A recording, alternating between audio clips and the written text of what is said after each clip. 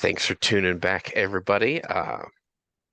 My name is Blackthorn. I'm your narrator this evening here at on the Edge of Shadow. We are dealing with a little bit of computer troubles.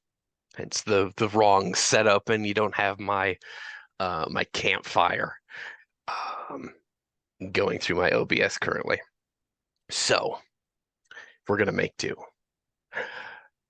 We last left our companions at the what was once known as the village Tathoon that has been burnt to its spine, its timbers, and a ghastly shrine to some alien elephant demon god uh, was erected in the center of the village. Uh, our companion Gree uh, had the either the bravery or the audacity to tamper with said shrine and take the corpse of the lovely dancer girl that they had met when they first visited the village and had brought the gaze of this alien god upon them. Being driven forth from said village by the gaze of this malevolent gaze of this evil deity, as well as their need for security and for supplies, our companions leave the skeletal wreck that is Tathoon to resupply elsewhere before they can attempt to save that little girl out in the desert. Zorak, would you describe your character for us, please? Yeah, Zorak is again, he's a Talishite man. Not quite in his older years, but definitely a more experienced individual as he is in his 30s. He's of average height for a Talishite. Nothing particularly stand out about his build. He's got a slim but strong build. His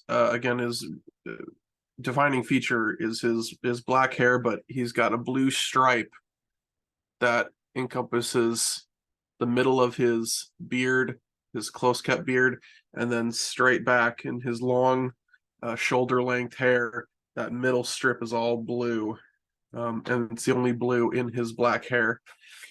He has the thick body hair. You see he's got the chest hair that comes out over his armor and his vest. He's got the arm hair, just thick, dark, coarse. He has strong legs.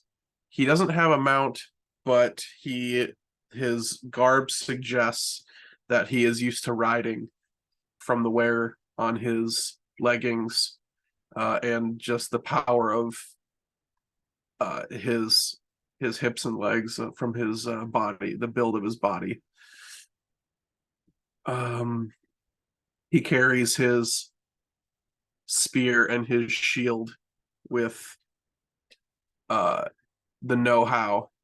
You know immediately that he knows how to use this spear, and he is familiar with this shield. And that's what he carries with him, and that's his look.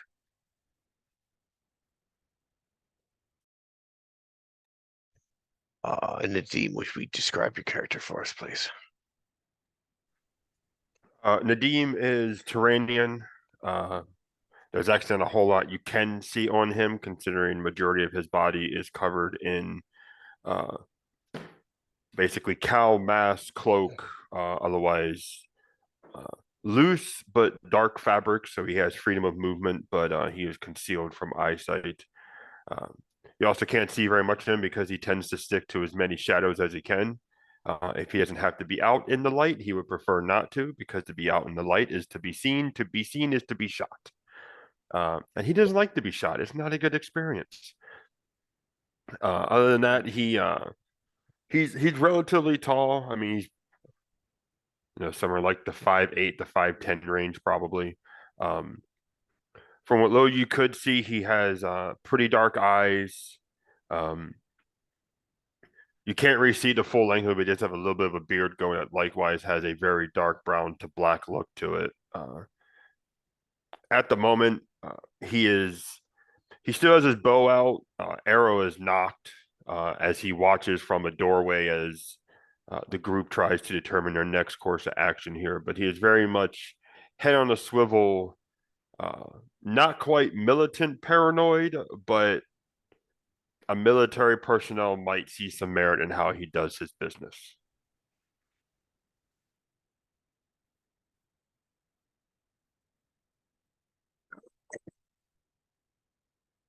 So we leave Tethun. We travel south along the main, what we would consider the tradeway here. We are strangers in a strange land. You are on the trail for 3 days until you find a camel caravan. Somewhat light of guards, they travel slowly as they're heavily laden down with goods. Their camels are healthy, but they're pushing their pack beasts to to the limit as they're starting to get to the end of this leg of the journey. They have spotted you at this point, but none of the guards seem to be regarding you as threatening. The three of you standing there in like a distant dune. How do you guys wish to proceed?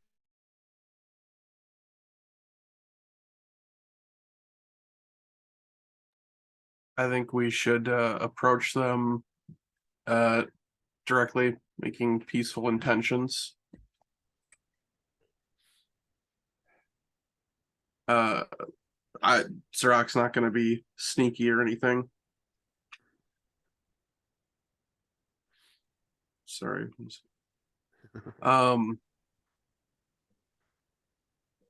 Yeah, I'll Zerak would approach fairly head on,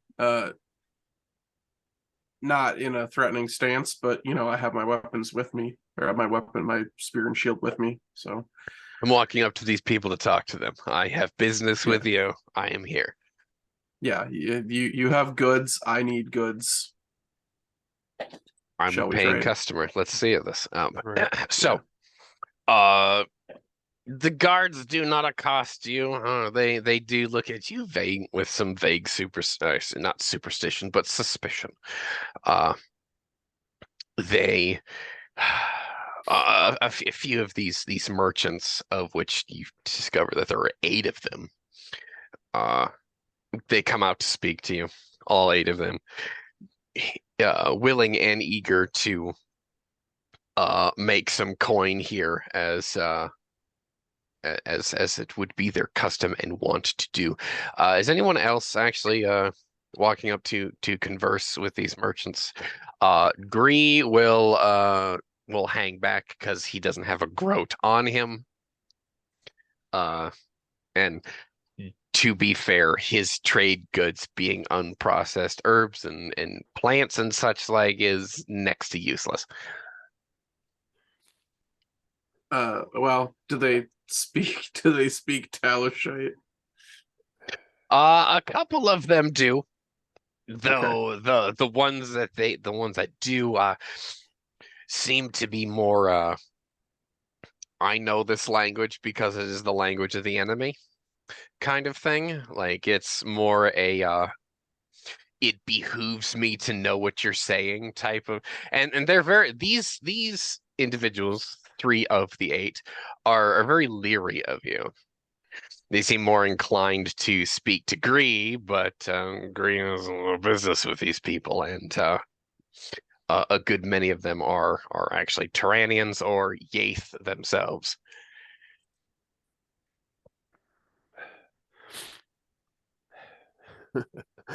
Nadim will. Oh, he's gonna be a little bit of a bastard for this. He's gonna look. He's gonna watch this. He's gonna watch Zerak like probably kind of stumble through this for the first little bit, uh, especially once he sees the merchants that do speak Talishite, which Nadim does not, but he recognizes that's a language I don't know, and three of them perked up knowing it, and now they're all like, "What the fuck we dealing with this guy for?" Mm-hmm. Nadim will actually let him squirm for a second. One, he barely knows the guy, so what skin is off his back? And two, he's waiting to see if a fight occurs. But if nothing happens and they're just kind of leery of him, Nadim will eventually come up. He will still have bow in hand. Um, he will have arrows in his fingers, but not knocked. But anyone who knows anything knows he could very quickly bring that up to bear. But yeah, he will calmly walk up. Unfortunately, he has no idea what Zarak is saying because they have a language barrier here today. Another reason why Gree kind of sucks. Gree can't be with us, but it is what it is. But yeah, Nadim does have a few coin on him, and he needs supply just as much as the other two do. So he'll wait for Zarak and these guys to finish talking, unless one of them branch off to talk to him first. Well, the Thoranean merchants, as soon as um as soon as they notice a countryman, they kind of just flock to you as a they are they like the cut of your jib.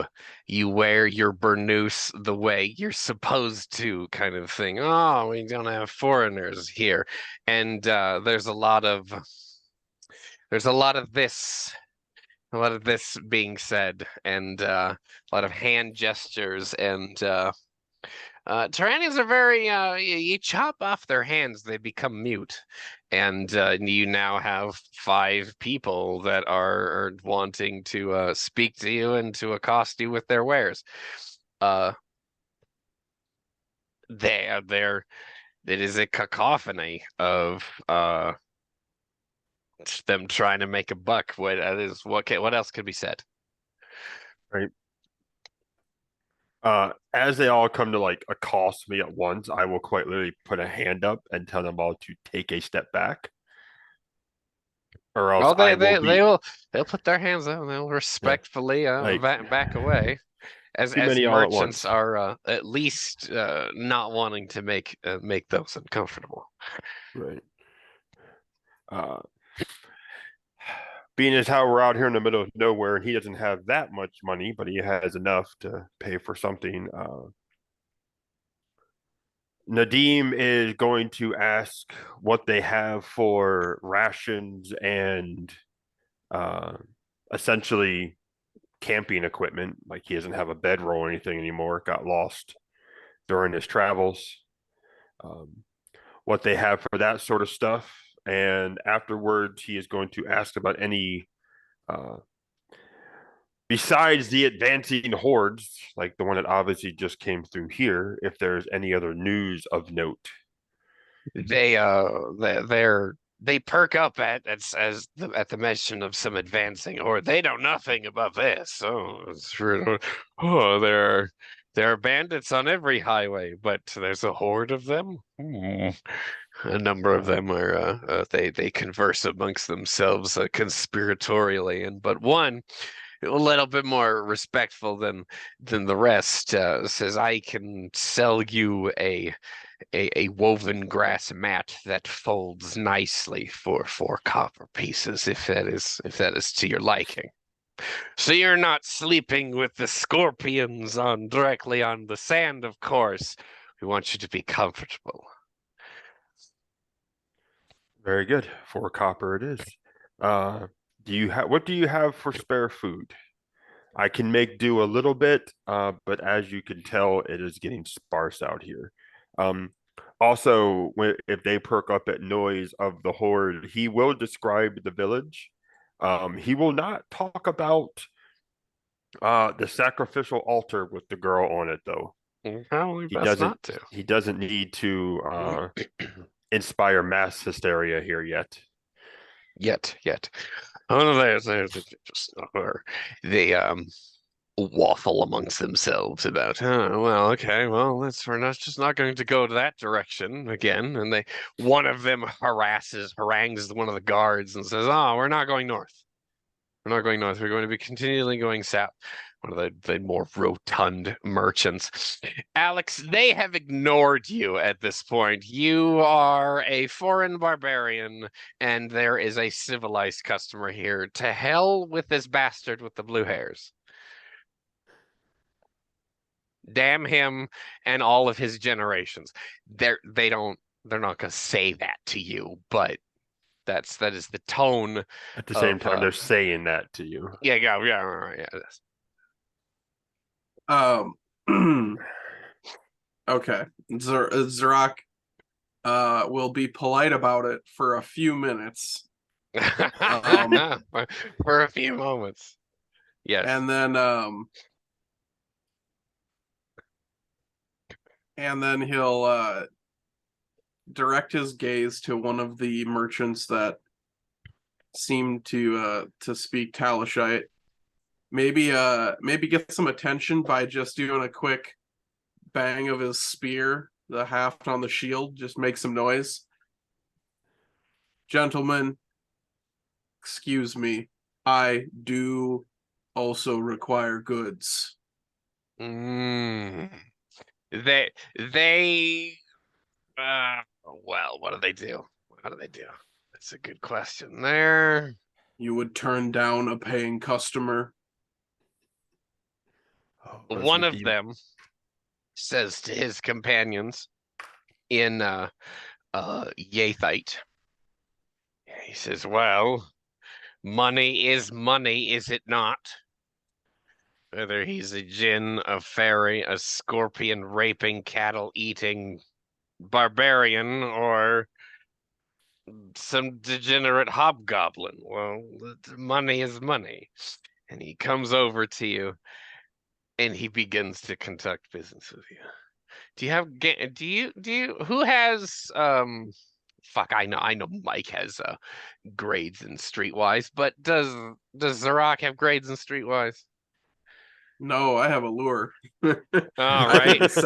I can be sexy. You're right. He's pretty. Yeah, I can persuade. I can be sexy. I can't be William Wallace. I'm prettier than this man.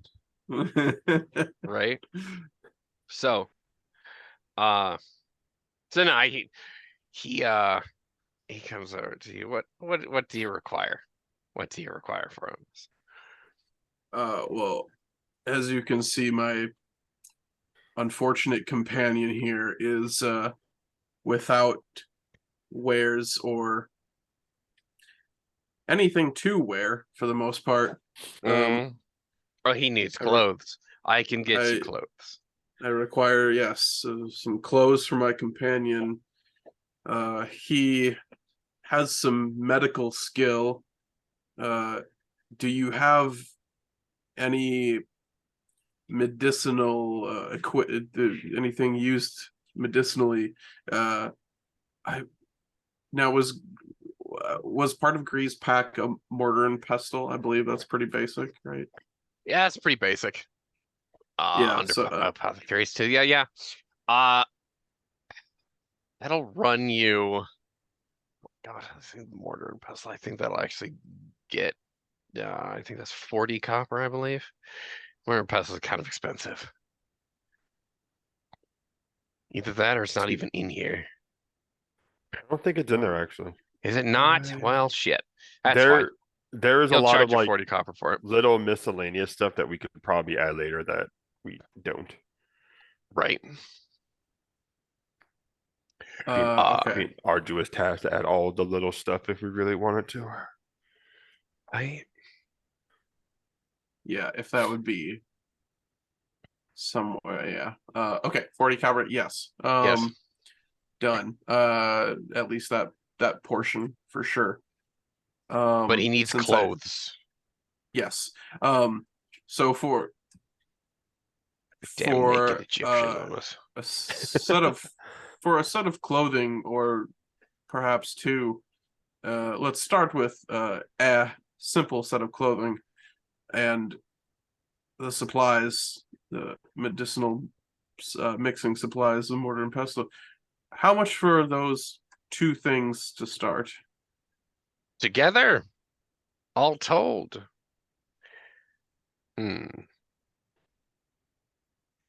He's going to say to you, I'll take I'll take a silver coin from you, and I will give you the clothes and the supplies that you need. Do you need a sleeping mat? Your companion over here bought one, and he's no longer sleeping on the sand with the scorpions and the camels and the enormous spiders between the two animals. Yes, my other companion here lost pretty much everything. He would also require a mat. Do you also require mats? So two mats total? I think so, actually. Say 2 silver coins, and I will supply you as you need. Okay. He's never mind. He's speaking Shut up, Taliesin. I Mike. wouldn't You're know not this. there. I wouldn't know this. Well, I am there. I just can't understand. Did I see the exchange of coin between Nadim and the other merchant? I did say I was waiting politely. You're making me an awareness check. That happened very quickly. Oh fuck. What happened? Nope. Just there was a 1 in there. Just it's not like it was that bad. It's just not a great roll. Okay. It wasn't a suppress, was it? No. Okay. I mean, I would have taken that 'cause at least that would have meant I would have had a fucking 8 in there. But it's not even that good. It's a 7. Yeah, no, you didn't see a damn thing. They were real slick about it, which might be a little bit suspicious. Okay.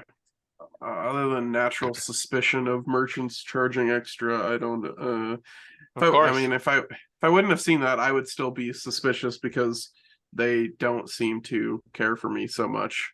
So even without seeing the exchange, yep. Even without seeing the exchange, could I look into if he is money? If he's gutting me on these prices? If he is fucking fleecing you, do you have grades in Streetwise? oh no, not Streetwise. Sorry.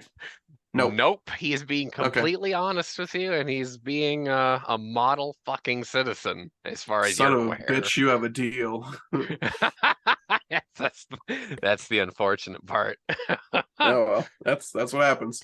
Okay, so that was just so I can throw this in some equipment here. 2 bedrolls, woven reed bedrolls, grass mats, whatever you want to call them. 2 sets of traveling clothes, trousers, sandals, robe, cloak, that sort of thing. And a mortar and pestle.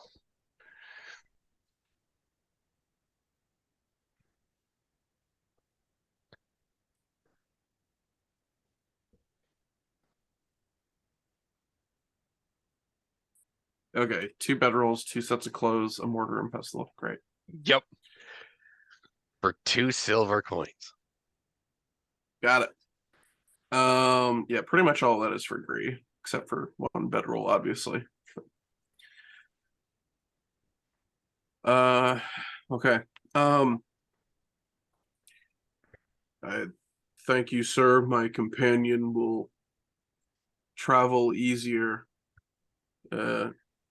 knowing now that he doesn't have to wander around naked and sleep on the sands.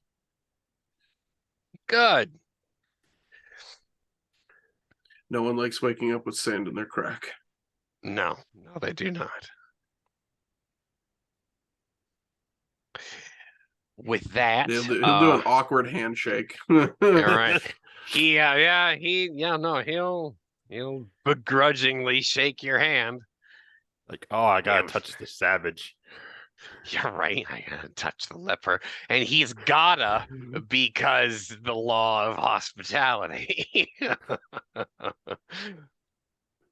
But they can sell you a mixed grocery list of traveling provisions, mostly of dried fish, fruits, and bread, and probably some other protein of some kind that is shelf stable and cured for the desert climate. Uh, Figs and dates are your energy staple. Oh yeah. Right, right. God, I love me some figs. I bought me some figs and dates from Costco the other day. Now, narrator, question. Yeah. You said the Turanians, they speak with their hands. Yes. Now I'm assuming this is Make like, me a yeah, this what is like, the fuck is God, what did we describe thieves' cant as? Because god damn it, they are slandering everyone here. Turanian oh, merchants are terrible. They're fucking it's evil people. basically they're the fucking Drasnians from the Bulgariad. Yeah, right. But Make me an pre-Islamic Italian Arabic. roll. Make me an Italian roll. Well, that's actually what I was going to ask. Are they just simply talking with their hands, or are they actually talking to me with their hands while we're having a conversation? I Am I don't know. having a silk conversation right now? Because I'm pretty sure it's under is it burglary. Fuck, is it burglary? I can't remember. It Do you know hasn't come up. ASL? Yes, burglary is thief sign language.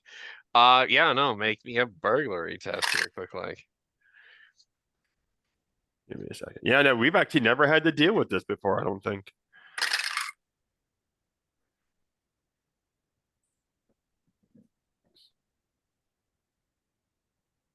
Burglary.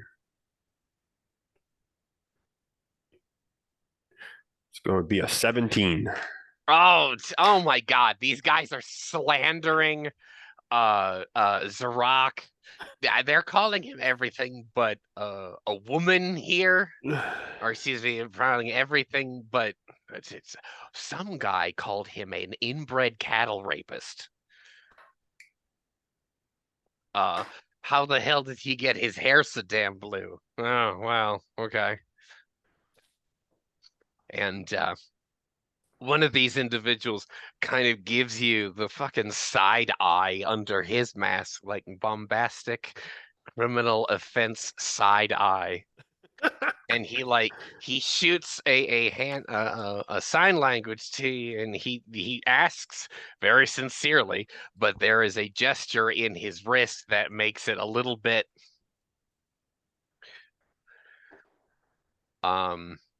snide, we're gonna say. Like he's got a flare to the snap of his wrist as he makes a shape. That makes that he's either disgusted or also curious, if you combine those two words, and he asks the question, what the hell are you doing here with this lot? He is scrawny Yaith who just didn't have fucking clothes on him and a blue-haired savage. Yes. Damn near woman savage. Yeah. Yeah. He paints his hair like a prostitute. What's wrong with him? Nadim's trying to do is like hold a chuckle in too. Like he knows this is just learning the fuck out of Rock. When he does get asked why is he here, and of course this is all in the can. He's not gonna say this out loud. He will just essentially tell him, we just met. You got to make the roll back to get the sign off, though. Oh, okay.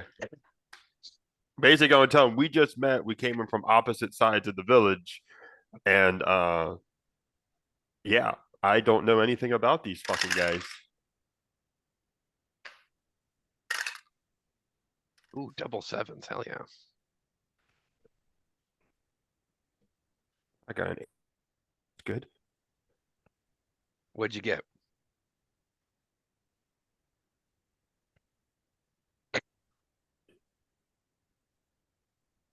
It's gonna be 20.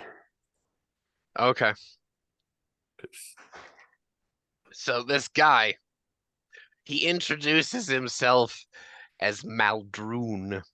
He is a Turanian, And he's actually gonna make a stealth test here. He's gonna stretch, which then his sleeve will kind of like go up, and you'll like glimpse. I'm gonna have you make an awareness test to see if you got it, so roll it.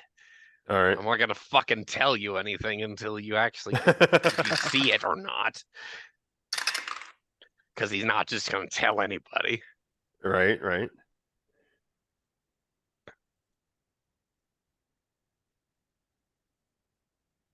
So 16. Okay. This guy has assassin guild tattoos.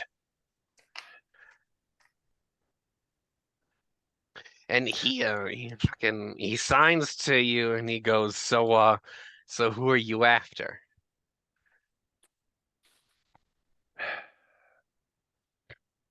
Well, since you didn't give me any actual names yet, I'm gonna say I'm after a guy.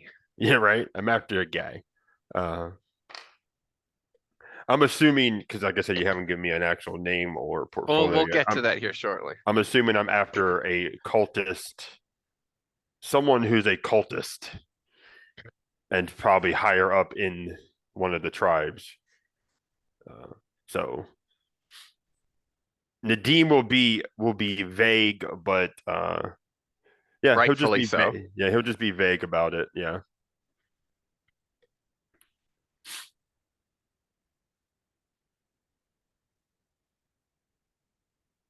And since he assumes this guy already knows that he is one, he is not going to bother trying to sneakily flash his back. He's just going to let the man assume, Mm.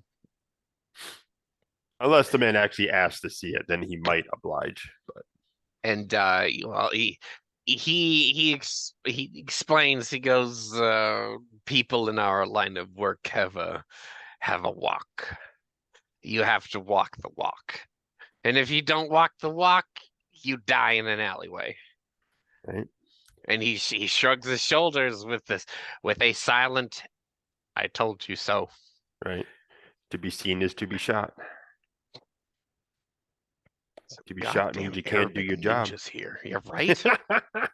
If you're seen, you're not doing it right. Right. So no, Uh, he bids you a safe travels and happy hunting. all right. How much food did they sell me? They're And going how to much did it sell cost you me? 2 months for 2 silver. Ooh. It's mostly figs and dates and a little Yeah. bit of fish, but it's the high energy shit. I'm And a gonna month is 4 change, right? Yes, so 40 Okay. days total.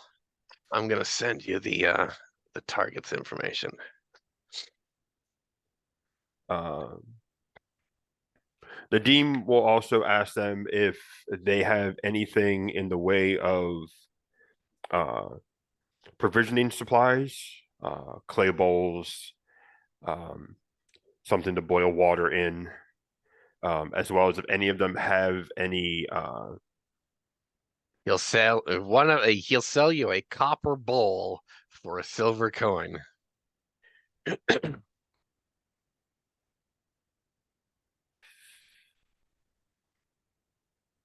Yeah, you know what? Yeah, we'll go for that. Just to show the good faith.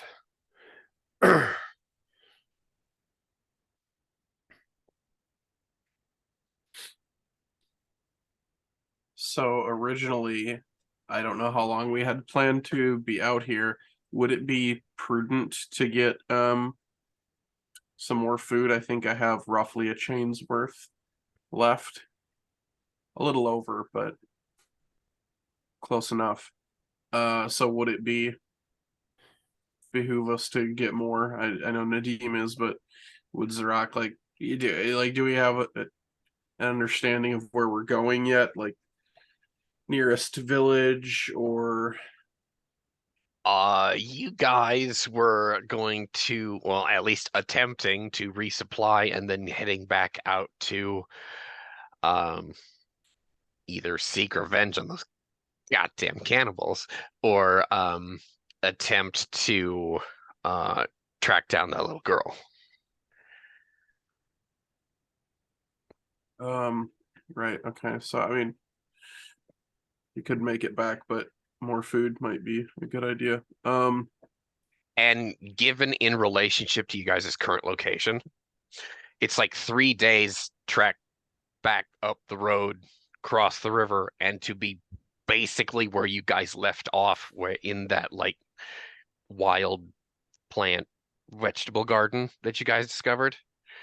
So you're actually a lot closer than you think to where you were, which may or may not make you a tad bit uneasy given the cannibals are possibly closer than you thought.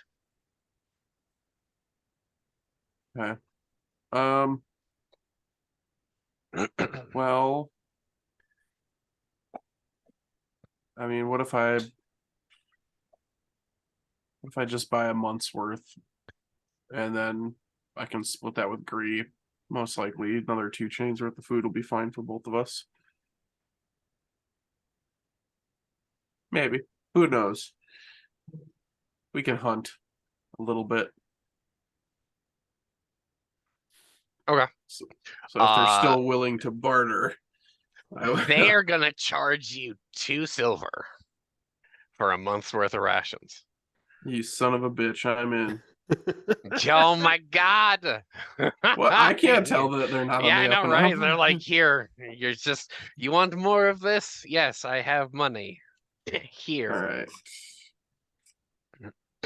right. Mike, did you get all of that information on your target? I did. I wrote it down already. Oh yeah, he's a right bastard, isn't he?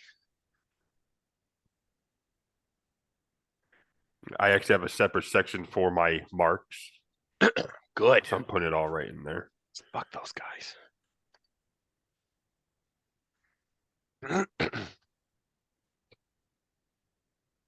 Let me know when you guys have updated your character sheets, and then we'll go on to the next scene as the merchants depart. Yeah, I'm Also, good. what kind of weather is it like today? Oh, wow, shit. It's actually raining in the desert right now. That's quite pleasant. A rainstorm coming in from the west. Very nice.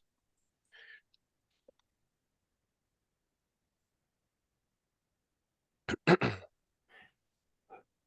When Nadim gets done with them, he will send them off with good luck and hope fortune finds them. They bid you safe travels and warm winds. And once they look at the sky and the sky opens up to just start pissing on everyone, everyone throws up their hoods and they get the fuck out of Dodge. Farewell, fair merchants. Good business. That robbed the absolute shit out of me. Thank you. I don't know that. You know, Look, they see me as a barbarian, but Zarok's trying to be a nice person. he's trying to be the He's trying to not be what his people are perceived as, so right. Whether or not their opinion changes that's or up to not, them. yeah, no, that's totally on them. So, how do we wish to proceed? Gree is fully clothed. You guys have sleeping quarters, so you won't actually take the environmental damage from actually sleeping on the ground. And what's the last thing I was gonna say and totally forgot? No, you guys should be set. 3 months worth of traveling provisions should be more than enough for 3 mouths to feed, barring catastrophe. Shut up. Yeah, Don't right. say that. Shut up. God damn it. So, it's up to you yeah. guys. The floor is yours. Oh boy, we don't fucking speak the same languages. Nope. We're just gonna have to say that Gree is translating because otherwise this isn't gonna go anywhere. For the sake of it, yeah, he's going to be. Yeah. Well, we have some supplies. Shall we head to the village, or me and my companion here were we were tasked by the village that doesn't exist anymore to find a couple of villagers and maybe save them. Bree doesn't care about the villagers anymore, and he wants to find the little girl. Right. I assumed the little girl was one of them, though. Or, well, Nope. maybe Zorak assumed that. Yeah, that is an assumption. The little girl was a new thing, a new development to you guys when you guys were out in the bush. Okay. So while trying to find these villagers, we found an odd doll here, and we're trying to locate the child this belongs to. Maybe, save the child as well. Mike Gree hands over the little doll. the little doll with the red dress and the green hair. Green hair. My hell does a little doll have green hair for? We have no idea. Do I recognize like anything about it? Like, is the way the fabric is ring a bell? It's a Being a tailor. well-made doll of higher quality linen. Whoever made this doll was very good at their job. They clearly put a lot of like love and care into making this doll. And the little girl that it was for was clearly someone who was either very valuable or very loved and cherished. A great many things. Is Nadim a dad? What do I have him as? He's only 23, so I'm thinking not. Does he have any bastard children? He's an assassin. I mean, he very well might. I would say, not saying anyone who's a bastard. I'm not saying that's a bad thing. I'm just saying, hey, just be cool. Moment of backstory. One of the reasons he would have started doing what he did is because his younger brother was killed, and he was death himself. Almost couldn't stop Nadim from protecting his little brother. Almost, because obviously he won in the end somehow, but like that's probably as close as like a parent protecting their child that Nadim would get. Okay, so he might get a little paternal. Oh, little girl lost her doll. It's a fucking weird looking doll, but it's actually a really, really well made really weird looking doll. Nice, yeah. And she's out in the desert. Why the fuck are you out in the desert, girl? Okay. Right.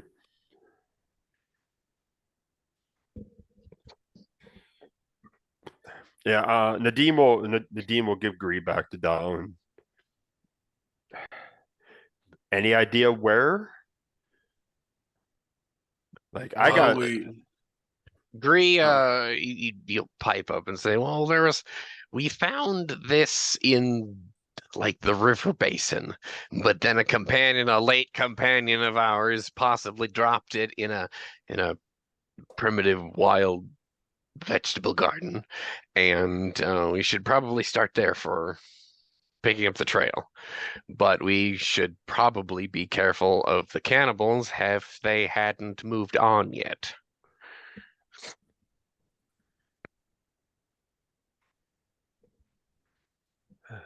more cannibals. Yay. There's a collective eye roll that goes around the party. Yay, cannibals.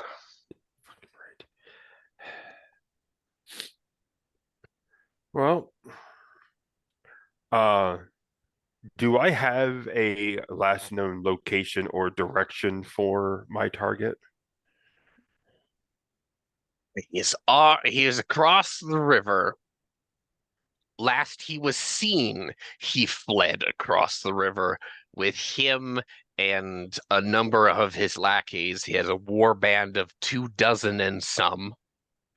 Uh, they were astride a mix of armored camels and armored bantoons. Wouldn't mind having a Jesus. band tune. The fight on top of Lizard would be a great honor. But no, so across the river. Nadim's gonna look at these two. All right. I'll go with you until our paths have to diverge. I am currently on my own, let's just call it a journey. And I'm still trying to find the path. Green on, welcome aboard. We are wayward souls down on our luck, and we recently had a death in our company. He looks at Zerok rather mournfully, and he says, "May the gods keep and preserve him." He makes the sign of Ibis in the air, and you guys continued your trek across the river. Across the River Phi, as it comes to be known. Now, a little bit of recap for the geography here. Tharana is the giant desert supercontinent of Arklenar. And there is a swath of land normally known as the Green Corridor. And if, to use an analogy, a geographical analogy, if the River Nile floods seasonally and often, and it has this lush greenery seasonally that made Egypt so powerful, because it could feed so many people and had all this wildlife to hunt and the fresh soil to cultivate from.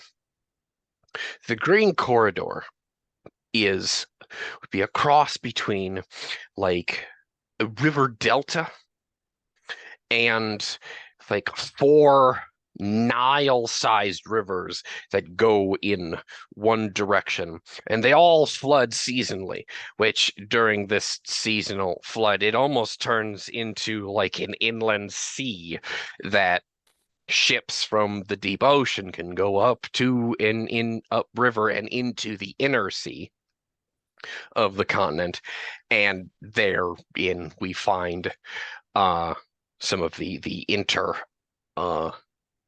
civilization, commerce of the inner sea there. So it is not currently that flood type season, so it is multiple rivers, multiple streams, and still quite green going through one direction in this kind of lowland basement. I say basin where it seems to stay green permanently, and it is a corridor between the sea, the outer ocean, and the inland sea. Is why it's called the Green Corridor. So you cross a portion of the River Phi to get to the other side. You find yourselves in that wild vegetable garden, which more or less is a coconut palm ditch that has tobacco plants, yams, and a few other cultivated foodstuffs that you had ransacked maybe a few days ago. The rest of it is now gone. Unfortunately, they took the tobacco leaves with them. Damn them. They took the whole plant, hacked it all the way down. And the cannibals aren't there anymore. In 3 days' travel, apparently they broke down their camp after you brutally murdered their shaman. Fuck him, he was a devil worshiper. and they buggered off. So what's left is just this half dilapidated bramble palisade there, and for all accounts seems safe enough to explore. That is the scene before you. How do you wish to proceed?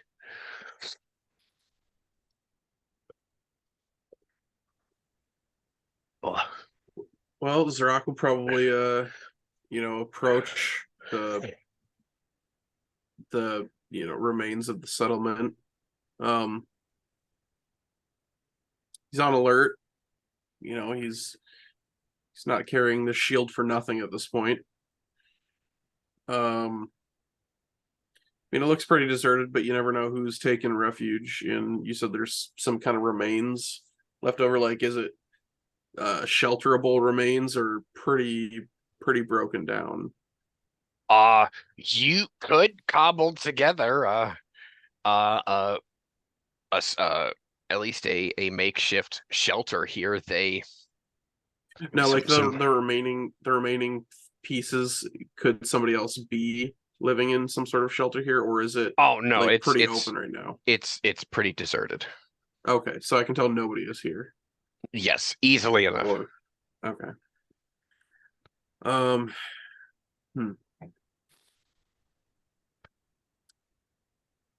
Well, I guess we'll take a look around.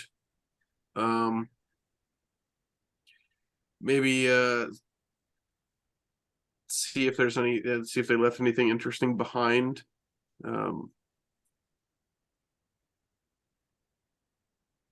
I don't know, just look for anything that would catch my eye that they might have left behind. They made a cage out of the bones of possibly many animals and timbers. And there's a scrap of white linen that was tore off on one of the bone shards. And it matches, Gree will confirm, it matches one of the scraps of white linen that the Hilani had found. And then Gree produces that. With his deductive reasoning, it's obviously two different portions of the dress, but it's the same fabric, same weave, and embroidered, possibly by the same hand, of course. And he says, I think we're on the right track. Either the little girl is in the belly of one of these horrid, evil, terrible cannibals, or she escaped. And thus he's going to attempt, very hopefully, very paternally, to search for possible signs of her escape. Yeah, and he can't see shit because he rolled a fat 9. Can Zorak make this roll? What is this to try and find her? Wild lore is tracking. Okay, good. Yeah, if I can, that's definitely what Zorak would be doing. Go for it. Anyone's wild lore, you can go for it, yeah. It's almost a lot better, but it's still decent.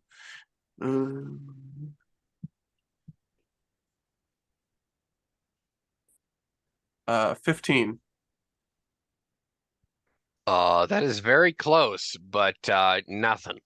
Yeah, that Damn. for whatever reason, maybe the winds have blown the sands over. 20. Nadim's got a 20. Well, for fuck's sake, Nadim. It's what he does. He's got to track and kill. Yeah, right. So he finds what seems to be like a chain, or maybe a chain or two, unconfirmed, and a half's worth, so a little over half a month of weathered and wind blown, like in the dirt, in the sand, in the grit, like just barely you're able to find this trail, and it seems like she possibly got away. And dried blood.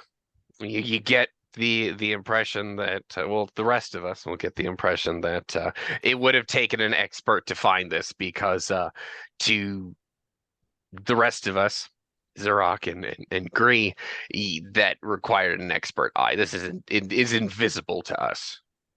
When Nadim points it out, it's like, oh, that should have been obvious, but no, absolutely not. Right. Gree yields to the power of the expert tracker. He says, I am a doctor, not a hunter. I can put someone back together or take someone apart in a different way. And he just kind of looks from side to side and says, wait, what? I didn't say anything. And he just goes back to what he was doing. Right. The dean's like, I just can't put them back together. And gives like a real sly wink. And I will see, can I see which way she went? Or is there like a scuffle in her steps where she might have gotten captured and picked up? She possibly slipped off into the night. That's obviously impossible to know whether she what time of day she went off in, but there's no stutter, there's no scuffle, there was no dragging of a body, none of that. She slunk away. So you're following the sleeking. And there was a point like where you look at these tracks and where you're standing, and if you crouch and you're like, you get down to like what you assume to be like where a little girl's eye was, and you look back up and you're like, okay, well, she would have broke line of sight here, and she dropped a gear and disappeared, girl. And she dipped. She's a slick, spry young thing, whatever the hell she is. But it looks like she slipped away. Okay. So we have a general direction, at least. A general direction. We can assume when she took off like a freaking shot, she just went probably straight and true until she found something. Do you follow the tracks? I will until they either go dead or the edge of this encampment. Oh, it leaves the encampment. The cage was on the edge of the encampment. It is off into the dunes and the rocks from here. Okay. That's it. So now I wanted the general direction because then when we leave here, the dean's going to go in that direction. Northeast. Oh, okay, good. We have a heading. Going back through the wreckage and whatever they left behind, is there anything worth picking up, or did they thoroughly pick it clean?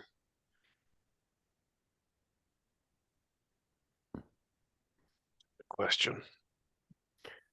And he does have poison craft, so if they left anything for that behind? No, they wouldn't have done that. Okay.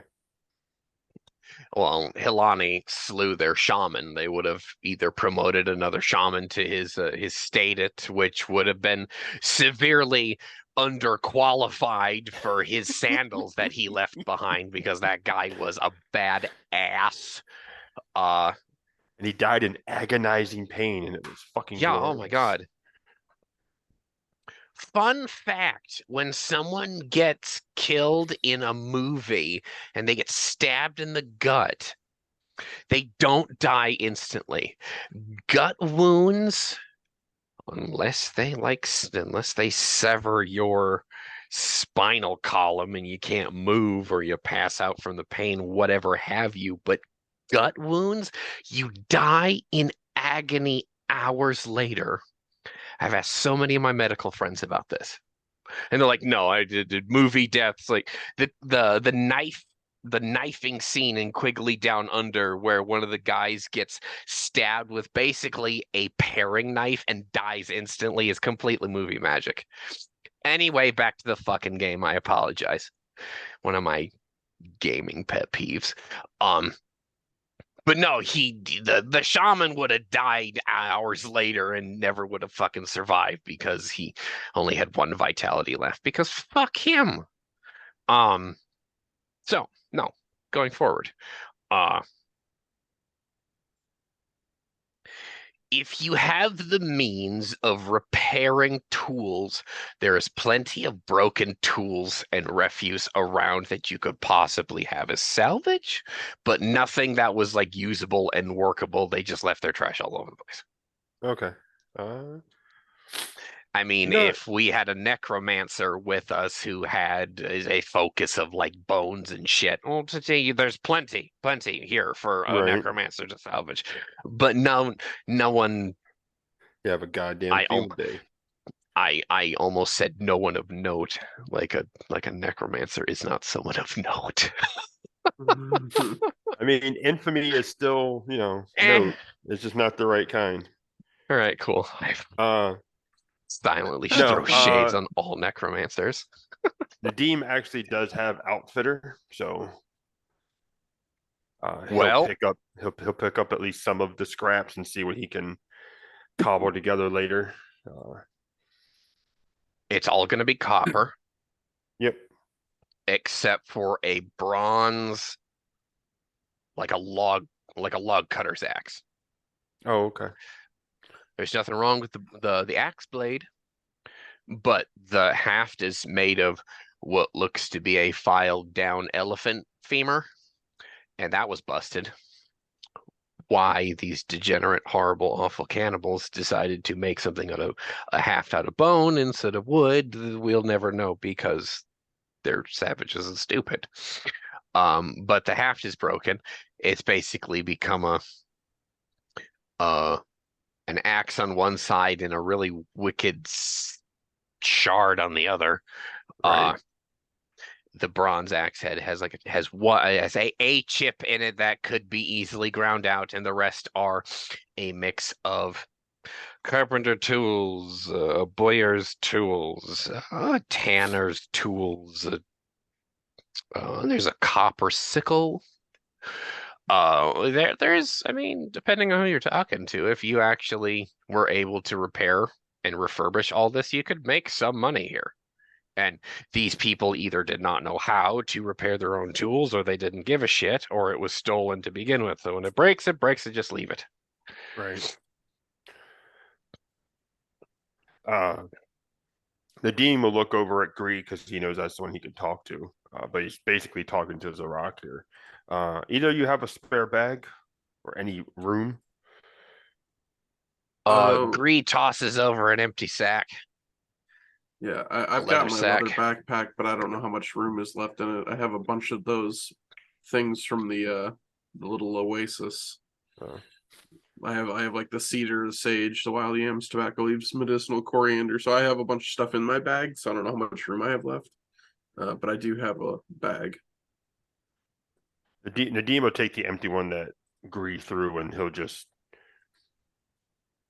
put whatever he can to fit as many of those tools as he can, because he's figuring repair them, sell them off, or find a blacksmith who wants fodder to melt down. One of the two. Yeah, melt the copper down into copper bricks. That would actually make quite a bit of money. Yep. Make new ingots and go from there.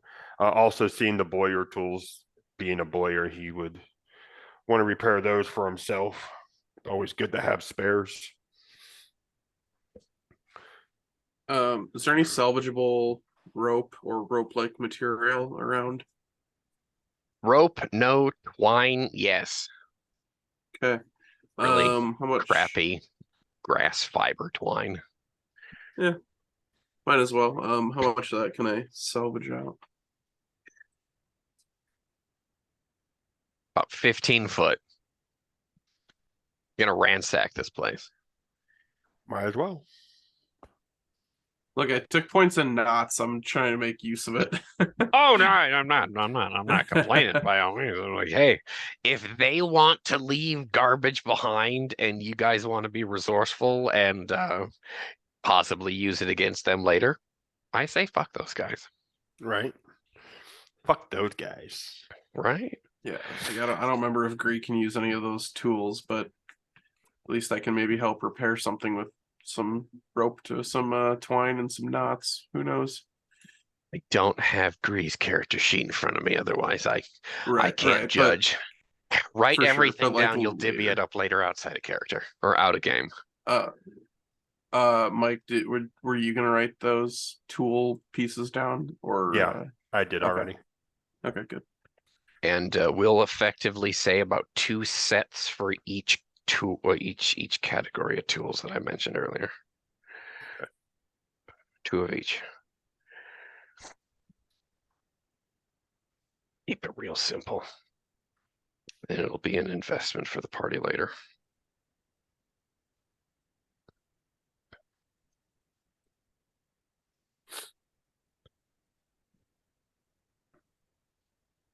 Okay. Yeah, if there's nothing else of note, also once they get a moment, Nadim will explain to them about how he was able to track what he assumes is the little girl's trail. That they have a northeast bearing.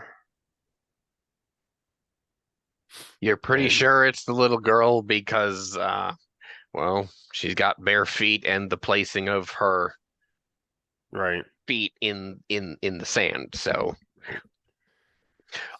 a child of that size would be like a 7-year-old boy, and this could possibly like be a 9 or 10-year-old girl. She's a Mhm. tiny bit bigger, and her feet are a bit petite. Which way does it appear the horde of cannibals went? They went west of here. Your heading is northeast. Okay. Which didn't the merchant say we're no longer heading west, we're going to go south? You're going south, yes. So that tracks.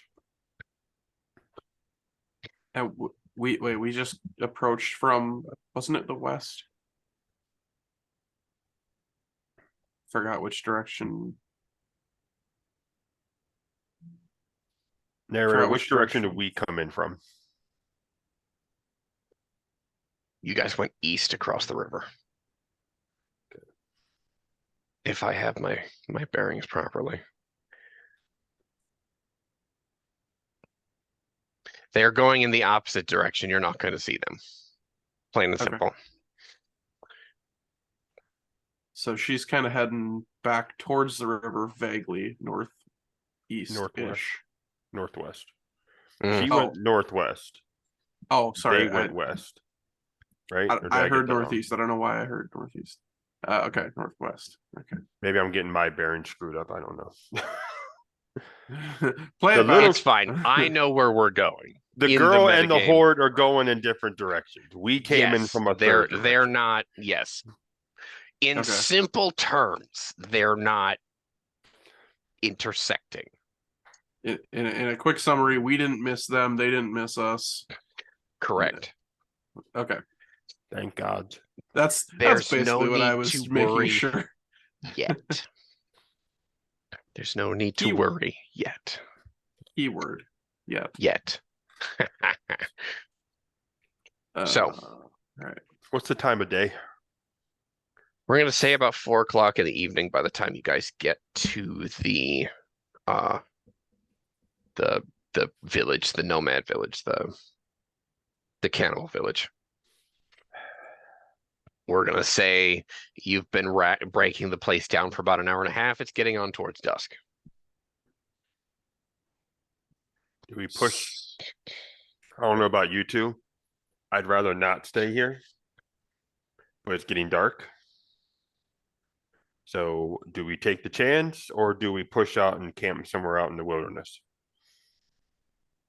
Well, we could certainly do a little makeshift shelter here. It would be the most comfortable night we'll have in a while, potentially. And that bramble palisade that they have partially still up to keep the lions out is still up. They actually can't take that with them. They build one wherever they go. Would offer protection.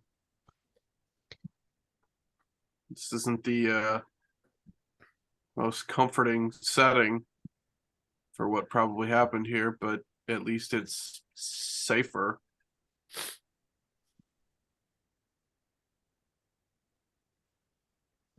All right. My vote's on safety.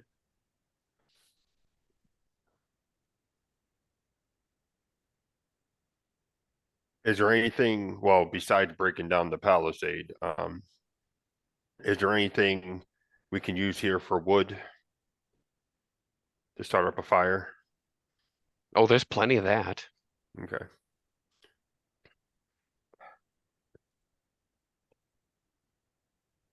Yeah, I guess we'll get a small fire going, figure out food. Unless they have something else they want to do, Nadim is going to mention going out to hunt real quick, and he will go in the direction that the little girl went.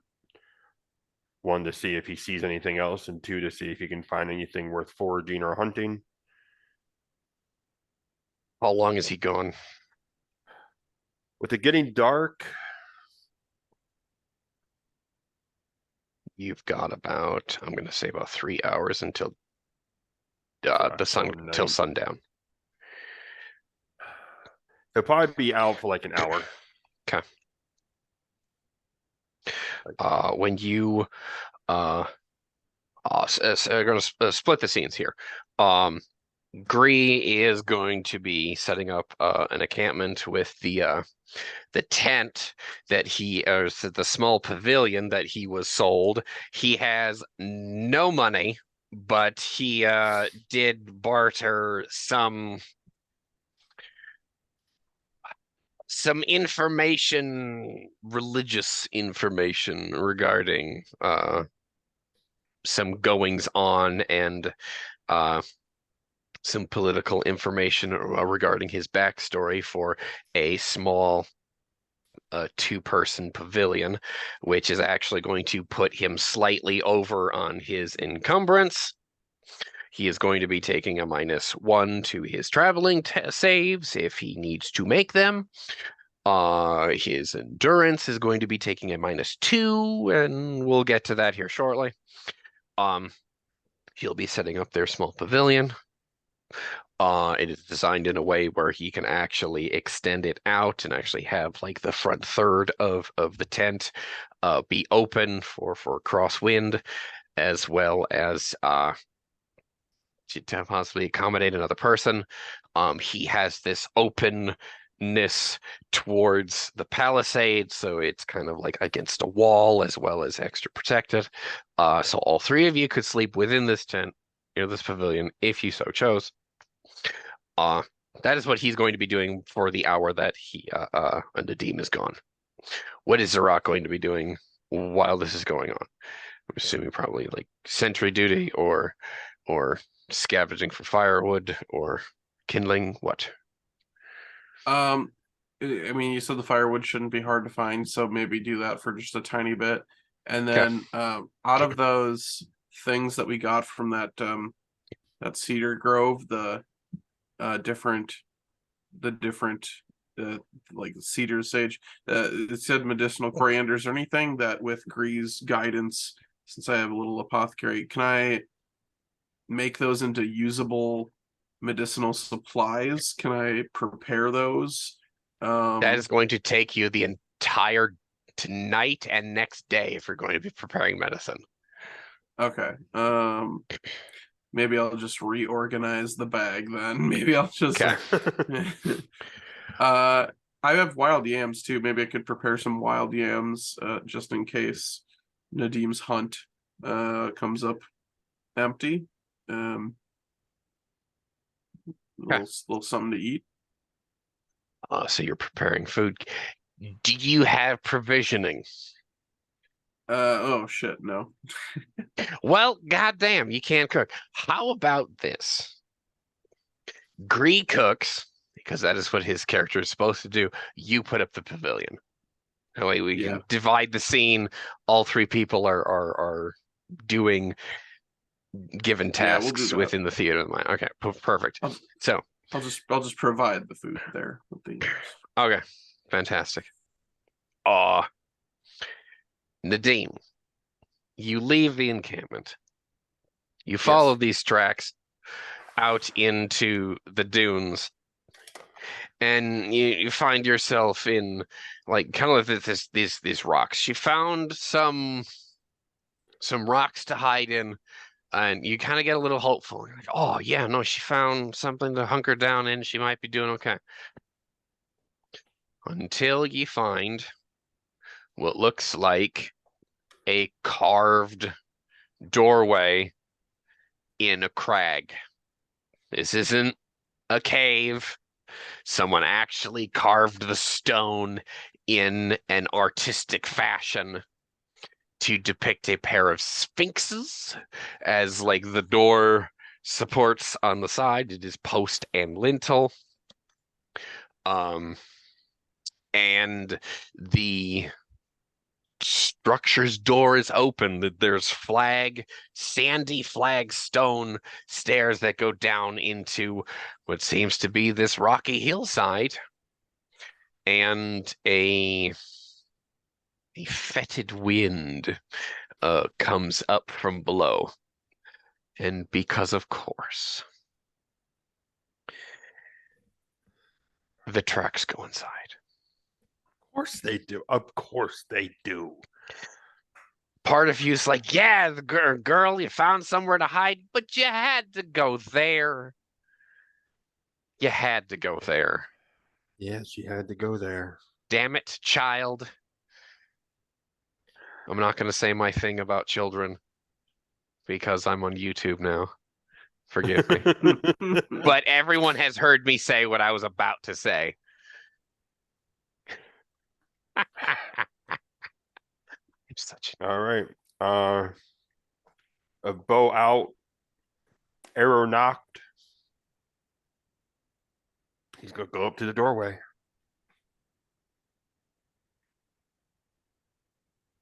You're going to go up to the doorway. Mm-hmm. Brave man.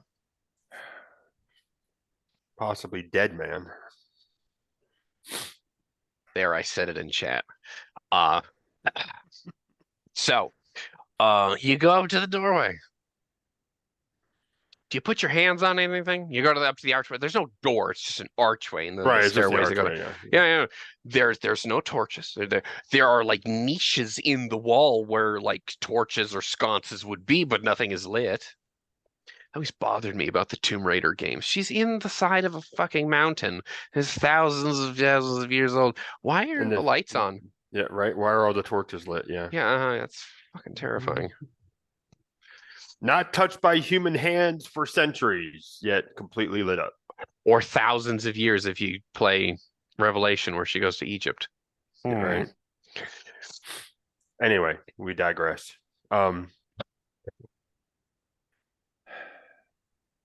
He doesn't like he will go up to like this, entrance, and he's not going to touch anything, but he's going to be like, I don't know, he's just going to like look in, maybe poke his head in a little bit, see if he can glimpse anything. So he's outside and he's peeking around the corner. Basically. Is there anything else of note about the sphinxes when he gets closer up? They got the bodies of lions, the faces of beautiful women, and the titties on these girls. Whoa.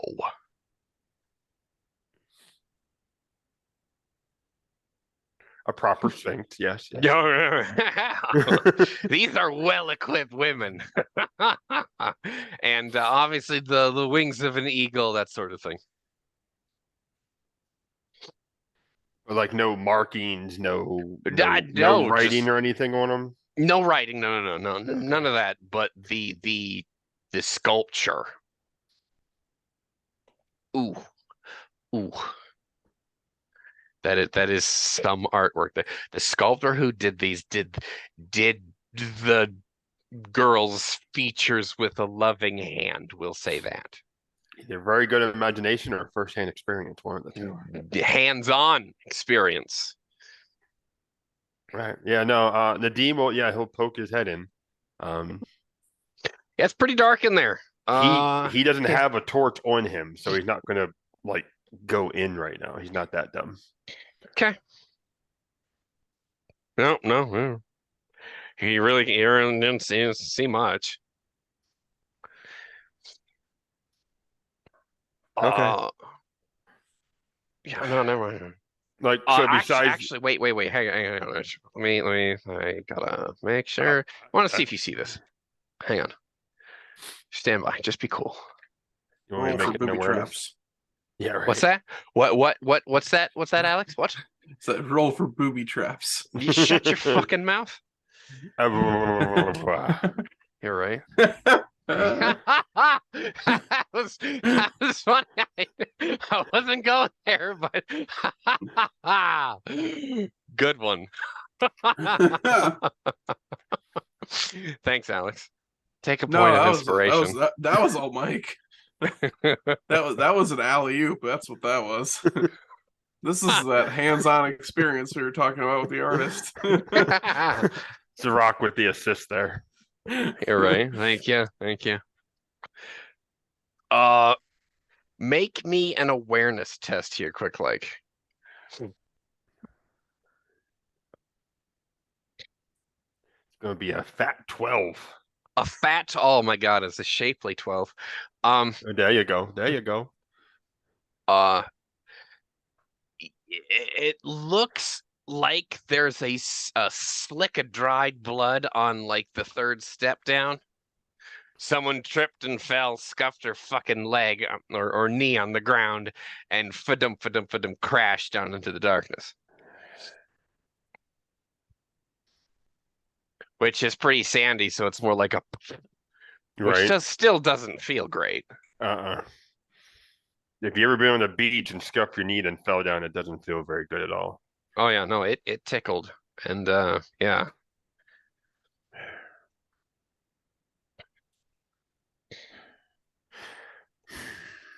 Nadeem doesn't have a torch. He's not going to go wander into a random alcove that smells like death. He's not stupid. Right. Besides the smell and the blood slick, there's really nothing else that I can see at the moment, right? No. In like this dying sunlight, yeah, the rising moonlight, you see this like it's just there on like the edge of the darkness, just like a slick, blood slick, a scraped knee, and then yeah. Nadeem will, especially because it's getting dark very rapidly. Nadeem is going to back off. Yeah. He actually won't touch the walls. He's able to just like rear himself back. He thought about it. He thought about it. I mean, they're right there. Like, sorry, honey. No. That's the most obvious booby trap in the game. What? Come on, you're not gonna feel up the Sphinx. Come on. Maybe later. All right. No, Nadeem Finger will. death. God damn it. Right.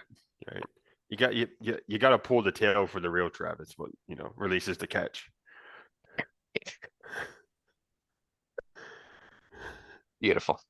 All right. No, Nadeem's he's gonna back off. He's pretty good at knowing, like, memorizing locations and shit. So he's just gonna know where this is. And then he's gonna beat it back to the encampment. The smell of dinner and the sight of a makeshift shelter in the form of a pavilion greets you as you return, and it's a pretty damn welcome sight, all things considered. Right. And sure as hell beats the alternative with the camel spiders and the fucking scorpions on the ground. But Fucking spiders. spiders. So, how do you guys wish to proceed? What are you guys doing? Where are we going? What do we want to do? Once Nadim gets back in, he will reveal to Green and Zarak about the alcove and the sphinxes and the blood slick. And he thinks the girl might be down there, or at least went through there. Smell was horrible, though. On the bright side, the fact that it was that bad of a smell might mean that it doesn't have a way out. Maybe. Mhm. So maybe she's still down there. And Gree puts in, I hope the fetid smell is not her or what's left of her. He just lets that. The ghoul doctor just lets that sink in. Right. Very well could be. I guess we'll find out when we make the time. Yes, we'll find out tomorrow. Uh, How do you guys wish to spend the evening? Are you we've got obviously downtime until so the end of the day, you're seen there, and then we can pick up at dawn the next day or whenever you guys wish to set out. well, Zrak will ask Nadim and Gree. Well, he knows Gree doesn't have torches, but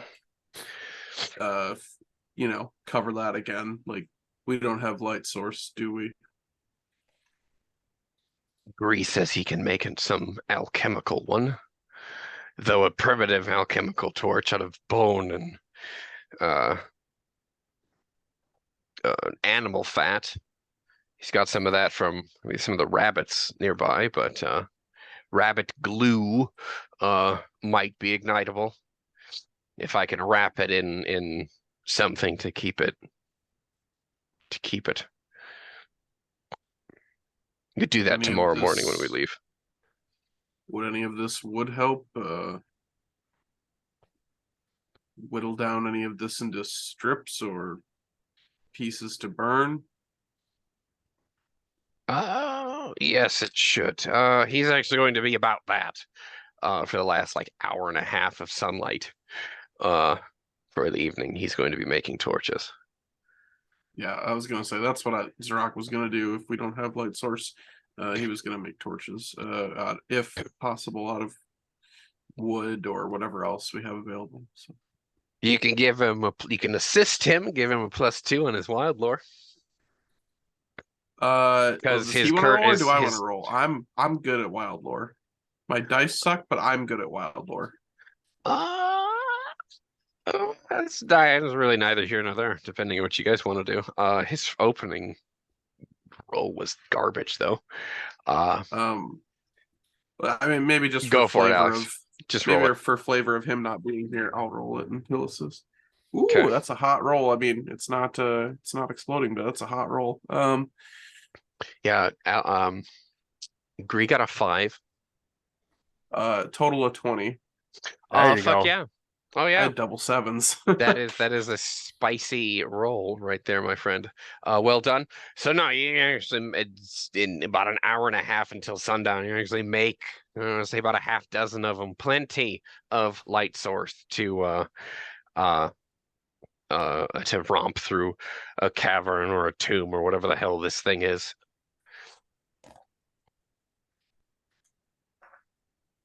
Okay, 6 makeshift torches. God.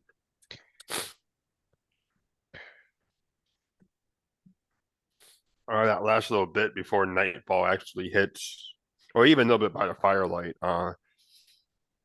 Nadim will get all the broken tools, kind of back out and kind of sort it out, and he'll kind of go over like a mental checklist of like what all he needs in order to fix them. Not just jury rig, but like actually fix them. It'll take you some time to actually fix some of these. Yeah, I know, but it's what he's going to do. Okay. Give him something Uh, to concentrate on. okay. Well, if you try and have a go at that copper sickle, you'll be there all night. But it's a good process to start now. Make me an outfitter test. Nadine will mention he could probably take first watch too, so give him a good chunk of time to just work on it real quick. Okay. Let's see here. Outfitter.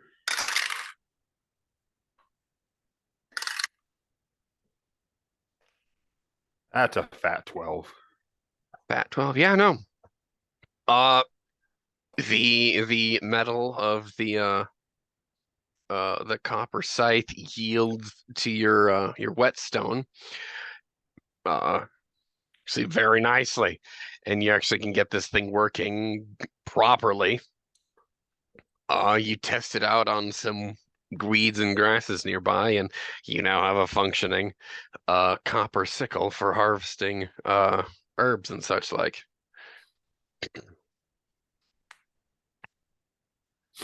I mean, what? So,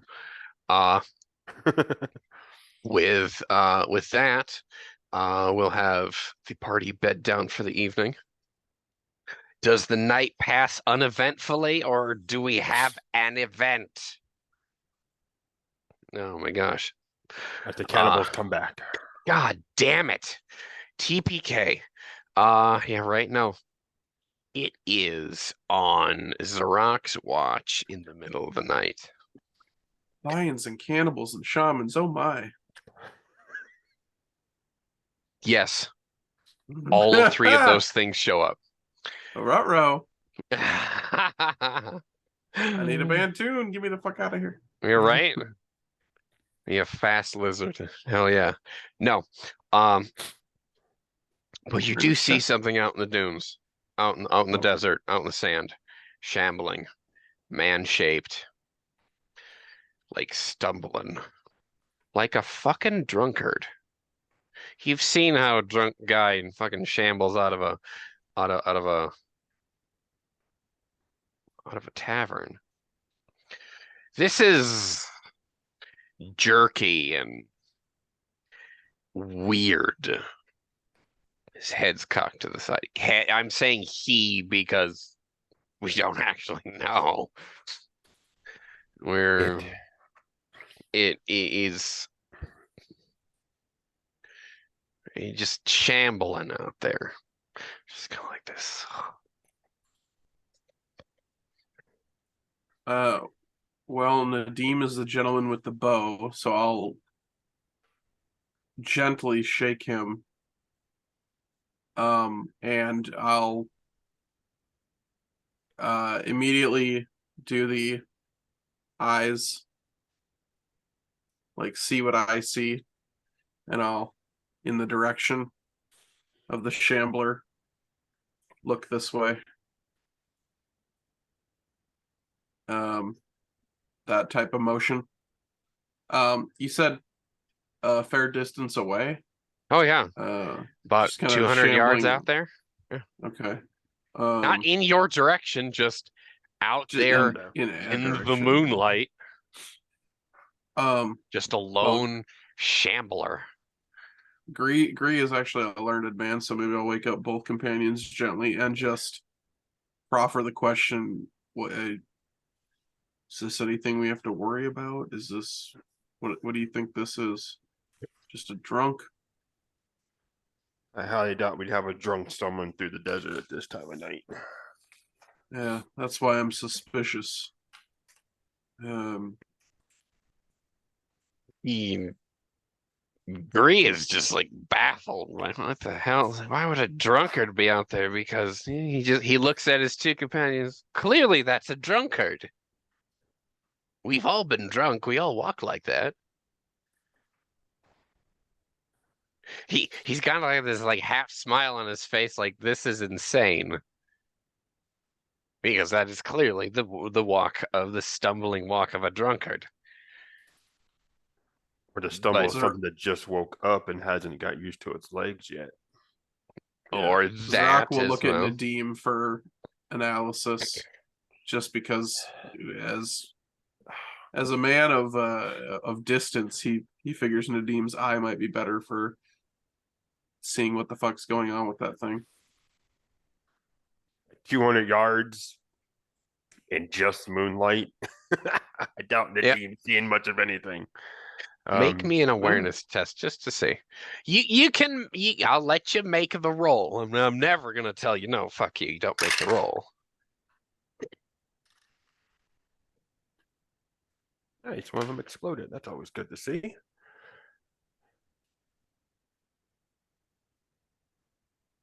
$21.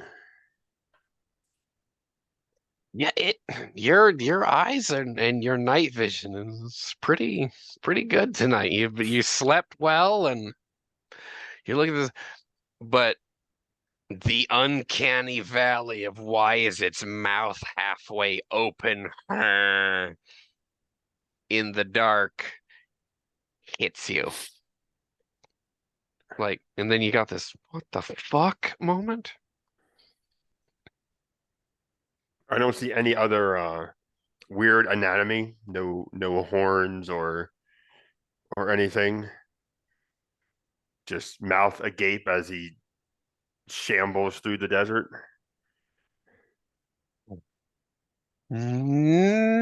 Anatomy, no. The fact that you worded it right there. It's a good question. Apparel, yes. It's wearing something gold that glints in I almost said the sunlight. Fucking the moonlight. The moonlight. We're gonna say it's a gibbous moon, so it's not a full moon, but the moon is out good and bright tonight. There's no clouds in the sky. It's pretty good visibility when it's in the middle of the night, obviously. You see a glint of gold, something yellow out there. I'm gonna say you guys don't have any light in the encampment. Like the campfire is like coals now. Mm-hmm. So it's probably around the corner anyway, so it's not visible regardless. Right. Something glinting, mouth agape, the shamble of a drunkard. Like out of character, like we're not fucking with this goddamn thing, because no. Hey, shoot it. Keep it in character. Shoot it. Shut your mouth and keep it in character. I'm good, but 200 yards with the regular bow ain't happening too easily. Come on, man. You can hit that. Look, Moonstrider wouldn't hesitate. Okay. Oh, hey, keep it in character. That's always Alex, my character. Alex, I love you, but you're being a cock. Oh, it's good. I deserve that. Cocky motherfucker. Would Nadim, considering he's probably the guy he's after, I'm assuming, isn't his first mark. Has he heard even rumors of a creature like this? With the shamble of a drunkard that, mouth agape. Make me an esoteric lore test. Oh, good. I actually have one of those. Do you have grades in esoteric lore, really? I do. Oh, ooh. This might be awesome, or this might suck. His sight isn't the greatest, but he's got it. How many grades of esoteric lore do you have? Just one right now. Okay, he doesn't have a bonus, but he can use it. Yeah. Okay. It was basically just he hunts weird shit. Therefore, he needs to know about weird shit. Mm-hmm. So that's 14. Okay.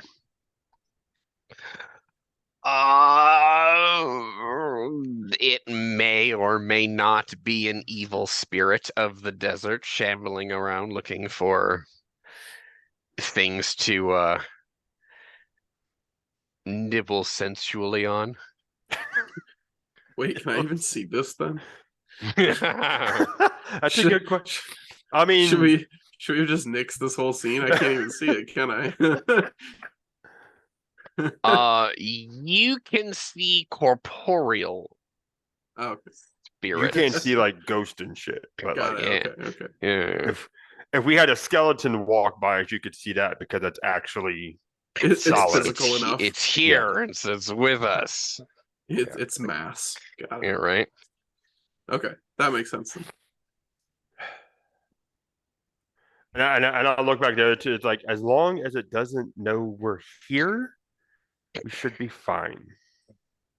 Mhm.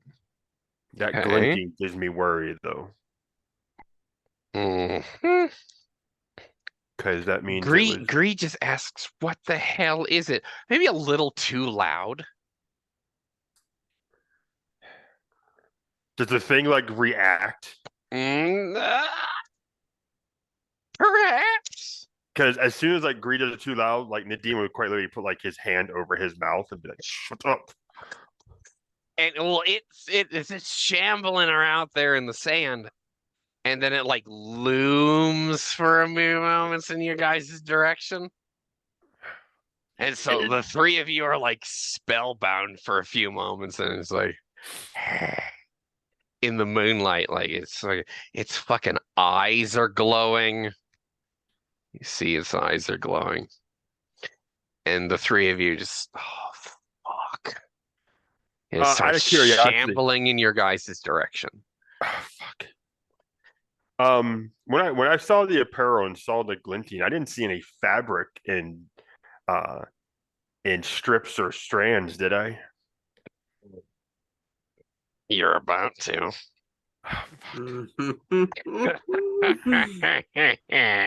Boy, and I thought we said there'd be nothing to worry about. Had to open your mouth there, Zarok, didn't you? God damn it. No, I'm not the one that opened my mouth too loud. It was Gree apparently. I rolled double ones actually to see if what would Greed do, and he's like, "What the fuck?" So like So this thing is quite literally coming toward us, yes? No, it's shambling a little Nice. bit quicker than it was before.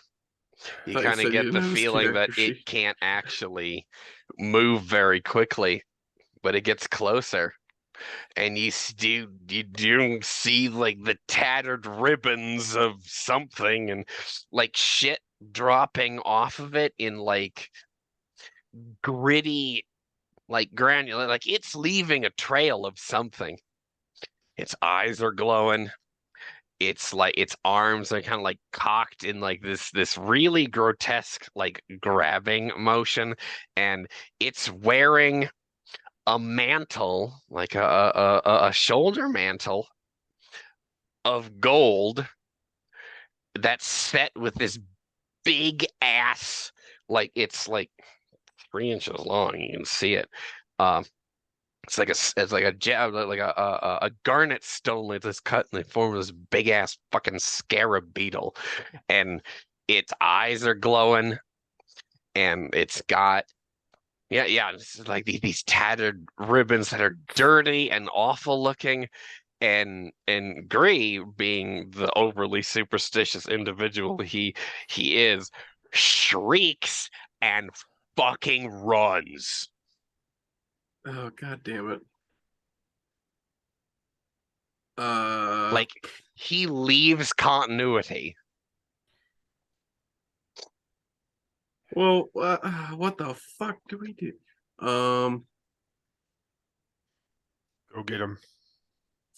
Me go get him or you go get him? I Go can get him. maybe hold this thing off. You go get him Okay. because I highly doubt we want that thing touching us. Well, yeah, that's what the 6-foot spear is for. Yeah. We still have smoldering coals over there. You gonna lure It's it into a about fight? 30 feet away now. All right. Well, I guess I'm gonna run off after Green and trying to calm him the fuck down. I don't know how He I is do running as if the devil himself is after him. that. Well, He's like a deer. I mean, Zrock will make some progress trying to chase him down, but then he'll look back and see what Nadim is doing. All right. Zame, you're up. So, thought process. It's a smoldering fire, Yes. right? Coals are still alive, though. Yes. For the most part, yes. Okay. It would not take very much for you to reignite a fire here. Okay. Shit. God So, damn it, Gree. right. The demon's basically going to duck back inside. He's actually going to tear. He's going to have to buy Gree a new pavilion. Um, he's actually going to pull off some strips, Mm. like tear some strips off of the pavilion. Probably off the part that like hangs out, so it doesn't actually affect the integrity. Um, and I have knots, and he's basically going to do this on the run if he has to. But I'm essentially going to wrap the heads of my arrow, Okay. dip it into the coals to ignite, And fucking and shoot this thing. that way, As if I this need to, thing comes upon you and you're gonna try and fucking leave, it's gonna make an attack on you. It's Oh going yeah. to attempt to. well, Holy shit! Oh my god, make a defense roll. I figured he was still far enough away. I didn't have to worry about that. No, no. They're Okay, if quick it's when they're closing back in, incentivized. Zorak's not chasing after Gree. He is turning around and being the shieldman. You are well, you will be there next turn then, Yeah, because yeah, you can't engage this turn anyway. yeah.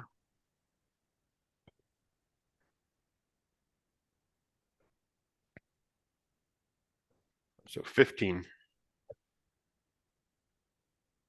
This thing reaches out, and because of course I'm just gonna tell you, it's a mummy. Yeah. A mummy of some, and it reaches out. Its fingertips and hands bear the marks of shadow sickness. It is inky blackness. Its glowing white eyes in the darkness leave the tears of the corruption behind. It is actually trailing a granulate trail of salt. As it reaches out to you, its fingertips are glowing the sickly green light, and it's like, it's about to fucking touch you, and you're like, no, no, and you don't let it touch you.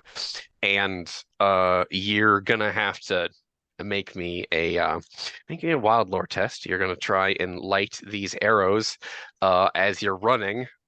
Yep. And this thing is gonna try and have a go at you as long as you're doing this and trying not to attack and trying to avoid. So, good luck. Also, if possible, I'm going to try to put the fire pit between me and it, Okay. hoping that maybe he's stupid enough to step into it and not seeing it up and light himself on fire. Right.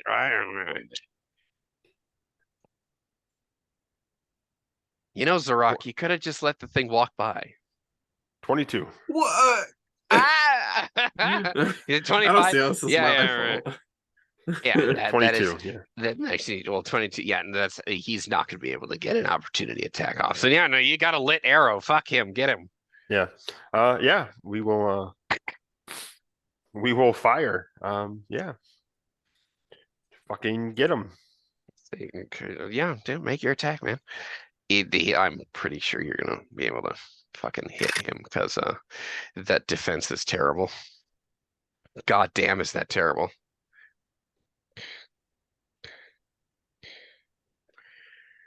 It's only an 18, so maybe not.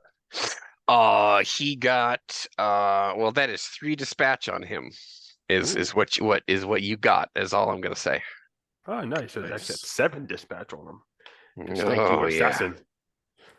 I'm gonna give you 6. We're gonna do 6 more points of fire damage there. So roll damage. All right.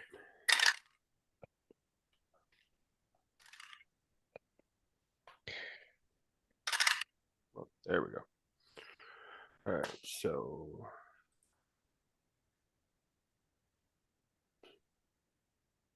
14 points normal, and then the 5 points of fire, so 19 total. So yeah, no. So what Zarok sees is he's like hauling ass around this bramble palisade, spear in hand, shield in the other, and you're just fucking booking it. You come around the corner, as you see this arrow just appear in this salty mummy, quite literally salty, corrupted mummy, call it what it is, and it just bursts into fucking flames. It makes this horrible groan sound from some other realm, and it falls in a moldering, fiery, awful, god stinking, awful smell mess right into your guys' bedrolls. Well, Oh, glad I can craft more of those later. I spent 2 silver on these.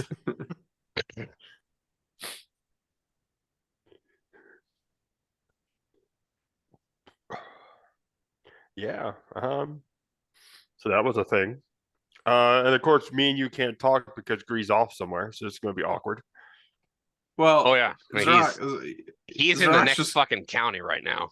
Zerak's just gonna say, "Well, it looks like this is handled." Not that you know what he said, and then he's just gonna go back off after Gree. Okay. Nadim will actually I'll actually reignite the fire, like actually get it going again. Mm-hmm.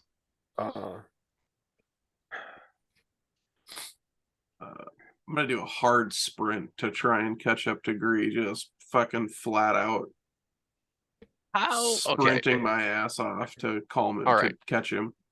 Let's check some shit out here. What is Zarok's like encumbrance rating? If we're like fucking booking it. I mean, I've got a bronze spear, leather halberd. Okay. I've got a back. I mean, I would have dumped the backpack by the campfire. I wouldn't be wearing the backpack. Did you I got my take shield. your shield with you? Do you need a shield? That's going to be probably your biggest hamper. At this point, Hampener. I'll say, well, that looks like it's handled, and I'll kind of chuck the shield towards the camp. I'm gonna keep my spear, but I'll chuck the shield towards the camp. Okay. And I'll book it with the spear because I'm not gonna go out with nothing. Okay. Okay, I don't. Yeah, no. If you're doing that, yeah, you can actually sprint with just the shield then. Full kit. And now, if you were actually wearing a helmet, that'll actually make things worse. I mean, if we were sleeping, I'm probably not wearing my halberd honestly either. Oh well, then fuck. Never mind. I'm probably invested. Then you could run no problem. So cross country sprint through the desert. That feels really great on your feet, by the way. I got my And sandals on. right. And Gree is halfway up a palm tree. And he's not coming down until daylight. At least as much as he says as he tells you. I'm just gonna try and talk to him calmly. If he's not going anywhere other than in the tree. Gree, it looks like it's dead. Nadim is very efficient with those arrows. I saw it fall into the fire, and I don't know. It looked pretty dead. You just take a few deep breaths and center ourselves here. We can go back to the camp.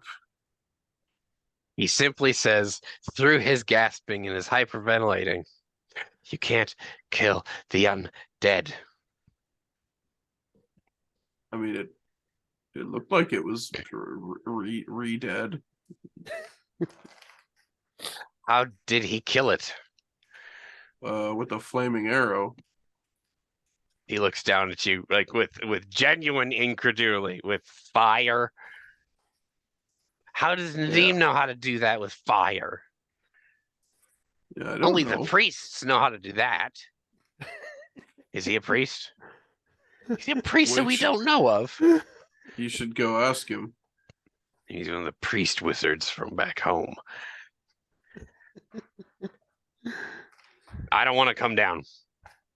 Not if there are goddamn mummies out here in the sand. I mean, won't they be able to get you in the tree anyway?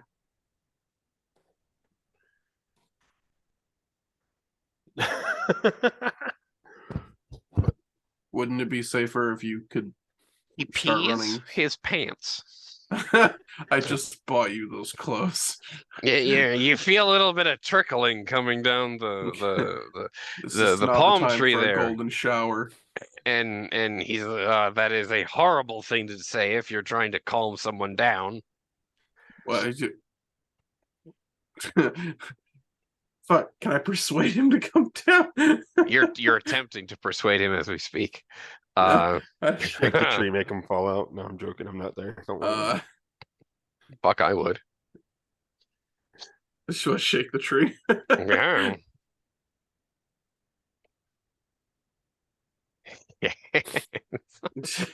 If you want to, go for it. Shake the tree? No, I just want to persuade him to get the fuck out of the tree. All right, make me a persuasion. What is the nature of his persuasion? Convincing him that we'll go back, check the body, make sure it's dead, and then get a good night's sleep. Well, I'm not sleeping after this. Wait, I will be awake for Well- days. well, in that case, you can be on watch. My eyes will be peeled forever. Well, I got a 15 to persuade him out of the tree. He very begrudgingly gets down from the tree and attempts to clean himself. And he says, "Thank you for the clothes." But that's gonna give me nightmares forever. Let's go back. If you say Nadim killed it somehow. Well, yeah, let's go back and we'll verify it. We'll verify, and then I will be going right back up into that goddamn tree. Very fair. I'm staying up there forever. That's a little bit. That's a long time. You guys will walk back to the encampment, and he just very, very meekly peeks around the palace, like this moldering corpse, like it's half been then burned to death. In our bedrolls. Ah. Yeah, in the bedrolls. We just got those. And the tent. Ah. Damn this place. Yeah, this isn't my favorite desert.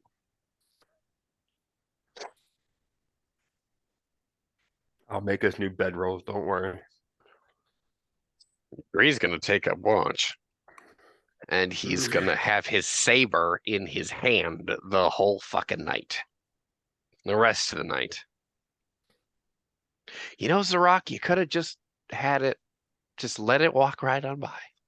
Just let it. Where would the glory be in just letting something that apparently crazy not get just one shot?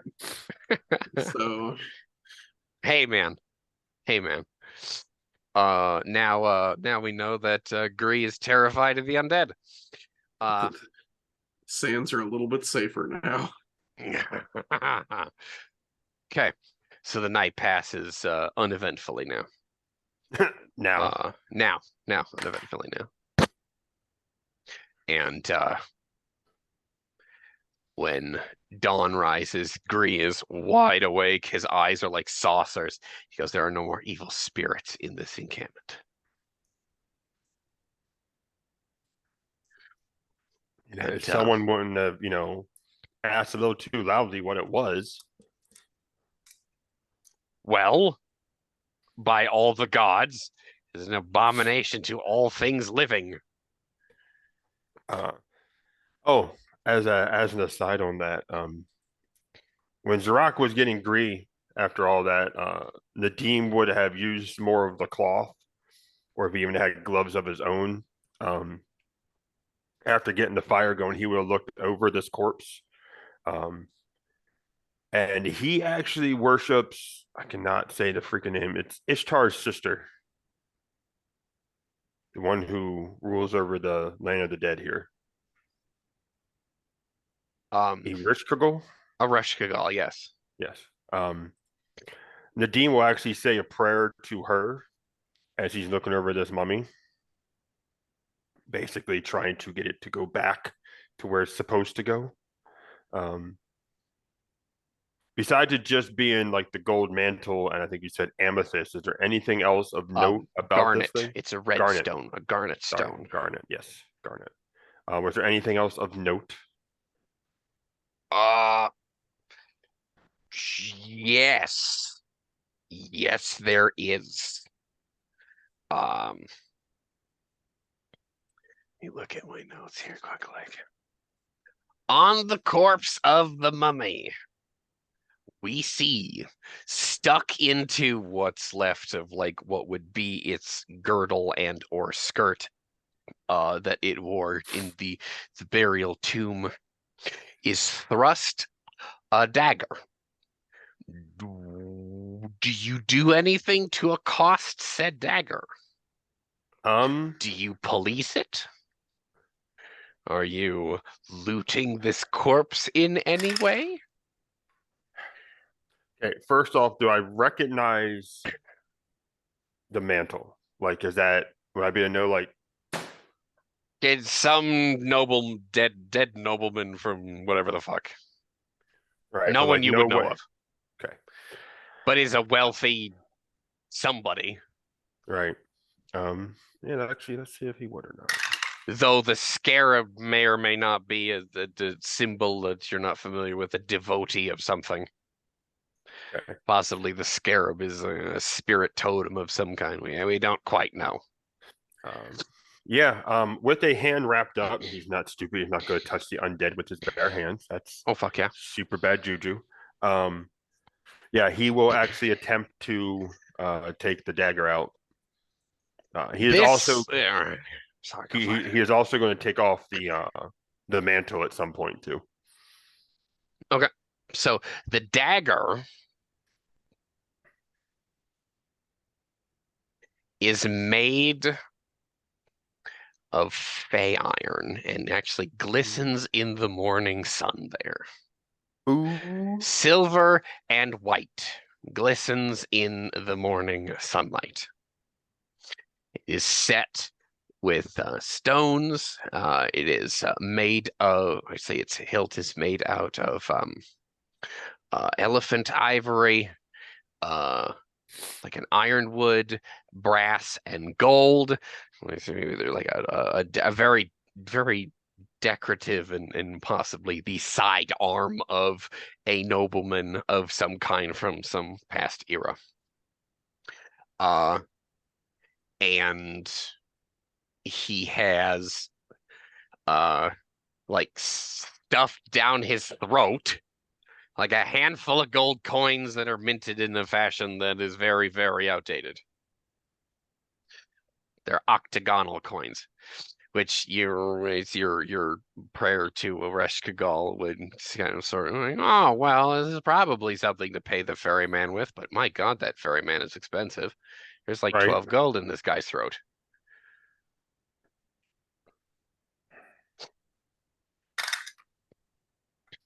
Nadim, if able to, Nadim will take one because that way he can see if he can find someone who recognizes it. Mm-hmm. He's basically trying to take crap so that he can identify this guy later on. Mm-hmm.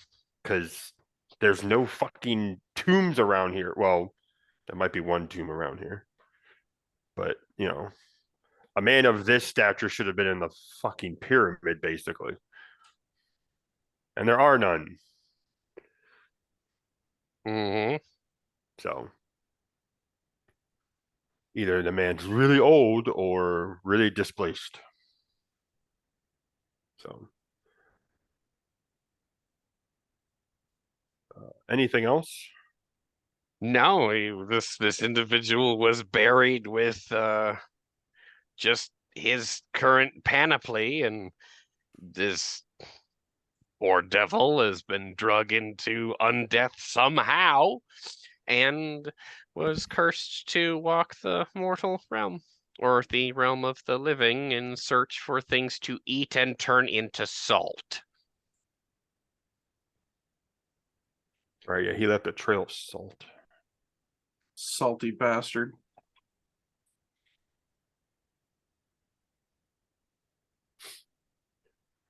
And he's not touching the salt. He's not a necromancer. He has no Where's a need for necromancer character when I need one? Oh, he has no need for grape. Like, but then again, like another part, he's like, necromancers will take a pretty penny for some royal grapes. uh-huh. Oh, So, do you want to risk the amazing amount of corruption, or do you want to be poor?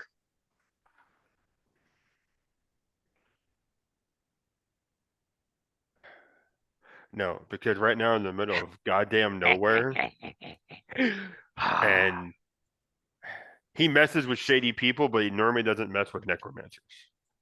Because being a follower of essentially the Lady of Death, he probably doesn't look upon necromancers very well anyway. Depends on what kind, because there are sacred white necromancers too. Right, but by those are by called and large, embalmers. yeah, by and large, for general purposes, the dead are supposed to stay dead. Yep. So anyone who is found bringing the dead back probably isn't seen too kindly in his eyes. No. So, no, he's like, you'll kill those people for free. Yeah, right. I mean, he could always use it as a bait. No, I'm not doing that. I got a bag of grapes. So you know any buyers? Oh yeah, plenty. Fucking dead. No, we're not doing that. Yeah, he's gonna leave the grave salt. Go take the mantle, the dagger, and the coin. He's gonna leave them. Go put them. Gonna put them into one of the bags and be like, "Don't put anything else in this bag. Do not touch this bag with your bare hands. Not reach into this bag with your bare hands."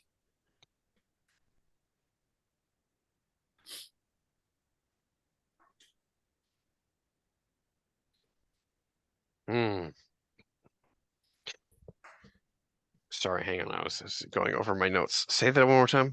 You're he's basically going to put the mantle, the dagger, and the coin into one of their bags. Like empty out a bag, put it in there.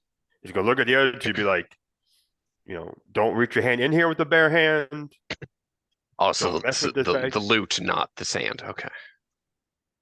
And you're Yes. wearing gloves? Yes. God damn it. Fine. I see how you are. Okay. You goddamn coward. Come on. The dean's not dumb. Give me skin contact. The dean's not dumb. Powerful undead. I ain't touching that shit with my bare hand. You're fucking crazy. I mean, Zarok might not know any better with only having a foresight, but I don't know shit. Yeah, see? Hey, see? Zarok, you should probably stick your hand in that corpse for me. Let's do it. Go touch some of that salt. You gotta season your food later. Yeah. Yeah, why would I pass up on this free seasoning? I can't. Hey, I don't have any points in provisioning. I wouldn't know that. I don't have points in provisioning. You stop that. Hey, I'm not Gree would metagaming. love to accidentally poison the entire fucking party with corrupted sand from a mummy. He's scared as fuck. He's not doing it. A royal mummy at that, yeah. You guys are no fun. Anyway, we reconnoiter to the entrance of whatever that it is, a tomb, the crag, with the rather busty Sphinx women. As an aside, do I see fresh footprints coming out from this thing? Hell no. Okay, so that mummy did not come from here. Correct. You would hope.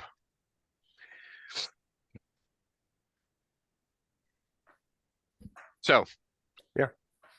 Zarak, you have in your face very beautiful female sphinxes that are very shapely.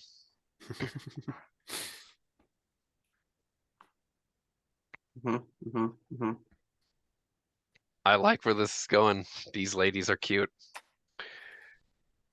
Look, he's not a man that's about to fondle up stone statues here.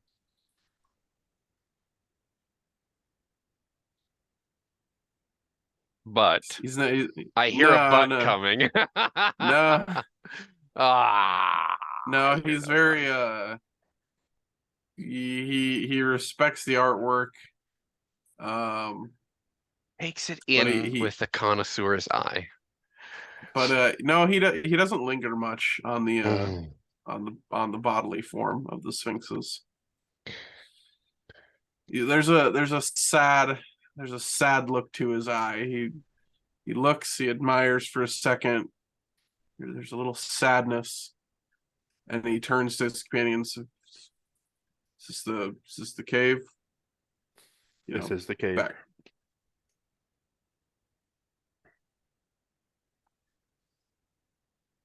Well, torches.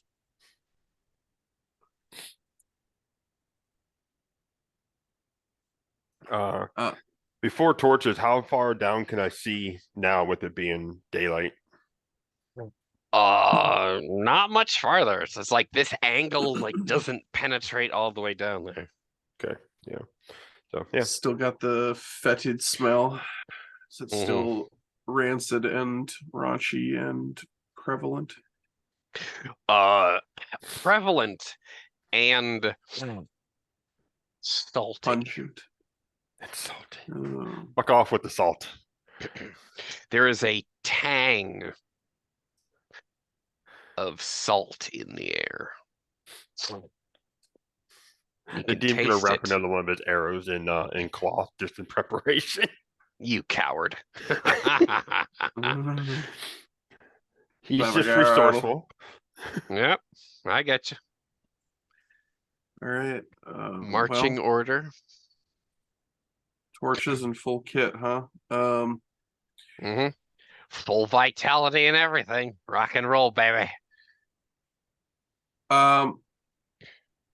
Do we want Yes. Gree to bear a torch while I take the lead? He can provide light from behind me. Terry is not present. His default function is a torch bearer. Lovely. All right. He has a free hand, so if his saber is not in his hand, a fucking torch is gonna be in both. All right. Great. Okay. He's dual torching. Dual torches. Yeah, right. One to hold, one to throw. Fire support. Thank you, Markiplier. The burning fury bless these torches. Let's be on our way. Right. All right. God damn it. Everyone stacks on Zarak then? Zarak, you taking point or am I taking point?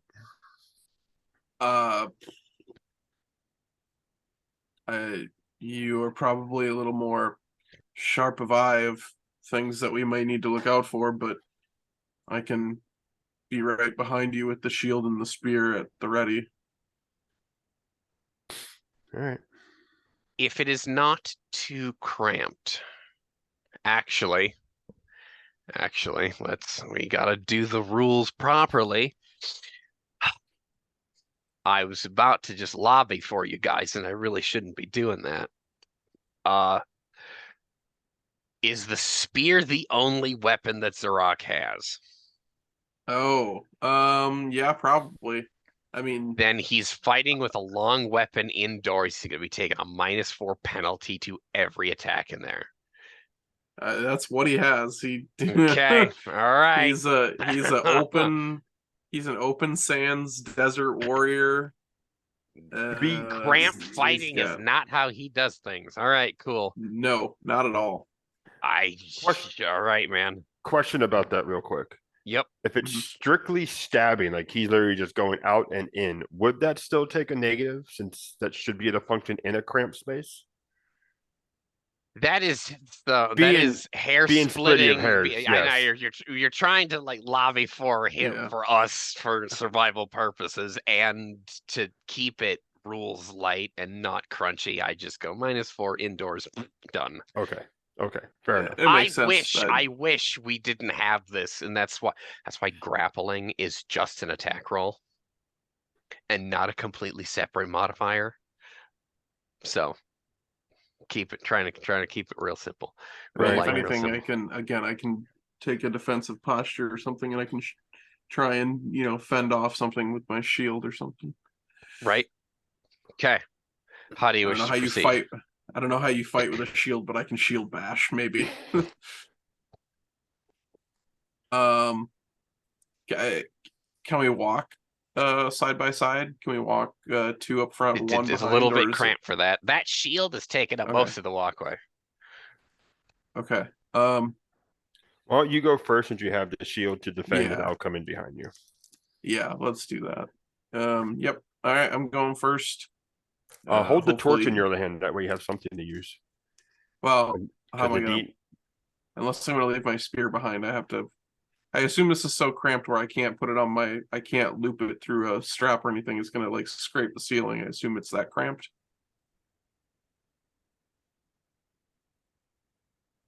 Wait, let me look at my notes here. Well, which are all really good questions. That's not a complaint. That's never I going to mean, be a complaint. as long as the passage is like at least 6 feet or 7 feet wide and 6, 7 feet tall, it won't scrape. But then I can totally see we're in a combat scenario. I can't whip it around and maneuver it. So It is about that or slightly smaller, Alex. If I'm visualizing it correctly, you could bring it to bear, but give your spear the green. spear this degree. makes me so uncomfortable.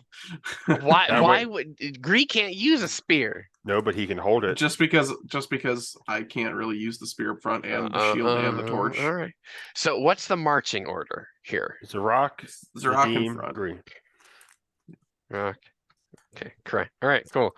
Then And I guess Gree I'm has shielding and torching. sure. Because Nadim can have both hands on his bow, so he can't hold a torch. Well, if anything, Gree can just be like holding the spear like point down, and just realistically he could slide it forward on the ground, which would be a real weird move, but like he could slide it forward if he needed to like give it to me. He could Oh, just give it kind of back to you. he Yeah. could kind of chuck it down the hall. However far I am ahead, he could just slide it. Because at least it can be ladder or horizontal, and you can just. This is a real finicky maneuver that we have to try, and hopefully we don't have to try it at all. But Right. But yeah. So that's the general sense of what we'll try and accomplish. Because depending on how you fight with a torch, I don't think I can actually use it as an efficient weapon. I have points in long weapons, and that's it.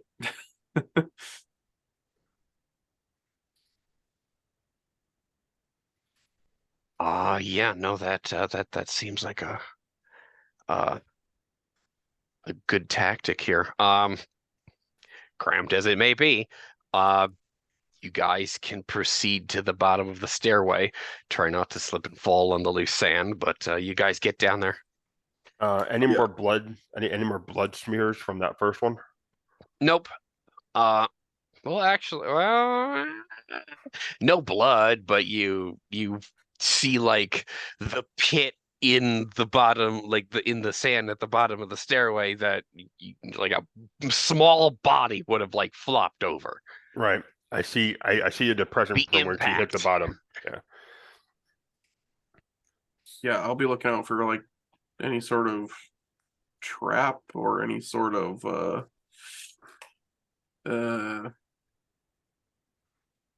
sign of passage.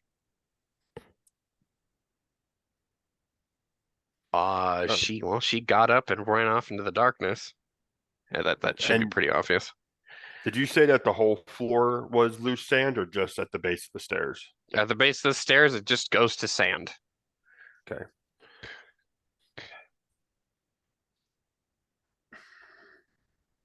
Okay, so can I track her footsteps since I'm hoping no one else has come down here since she did. You can. Yes. And there's no wind down here, so I mean it's just like a flat 12 to find it in the dark. To which it's dark, so those of us who have stealth and those of us Well, we have Ooh. torches, so it's mm, not too dark, right?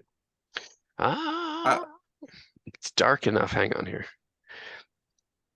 Let me get you the exact modifier. We've got at least 2 light sources, so I think it's a 12 as opposed to a -8. Jeez. Yeah, right.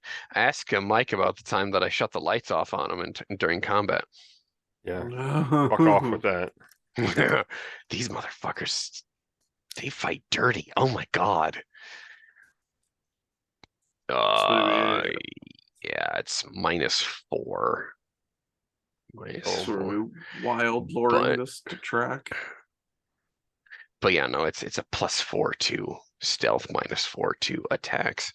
All right, we're good. Who's actually tracking? We don't need 2 trackers. Nadim. Okay. All right, Oh I'll yeah, no, assist in whatever way I can.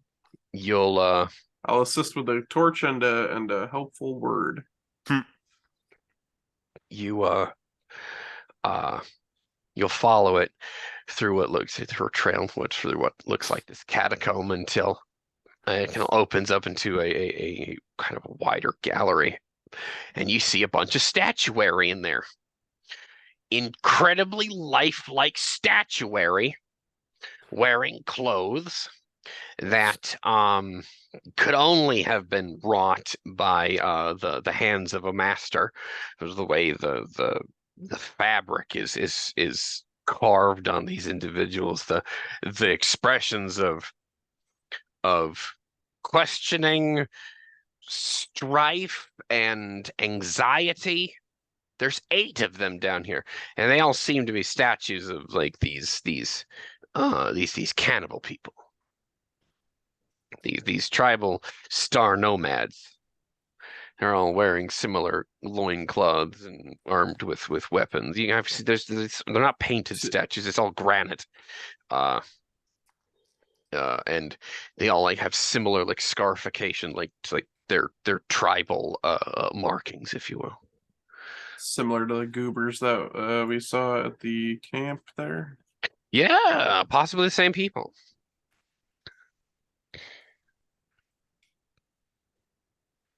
I'm upsetty spaghetti. I didn't call the tracking trick because I rolled just for fun and I got 2 explodes. Oh, I would have a 26. I Either way. suppressed and still made it. Nice. My second 8 rolled into a suppress, so I just had to end it with the 26. God darn. Either way. Okay. So these so granite statues of cannibal people that Zirak and Gree saw at the camp. Similar mm-hmm. to probably Similar. not the They ones. you've got a pretty good hunch that they're of the same people. Okay. They possibly could have uh like been attempting to loot whatever this, maybe it's a tomb, maybe it's a temple of some kind, whatever, but they're stone.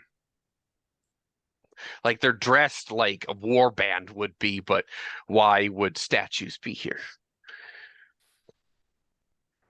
Uh, 18 on esoteric to either recognize the tribe or why they might be like this because he hasn't dealt with the bat people, so Or at least not so Yeah, far. you don't know, but its esoteric knowledge wouldn't be to identify the tribe. That would be it would be society, and it's Oh, it's sorry. really you can assume, but it's not really relevant. They just look similar. Mm.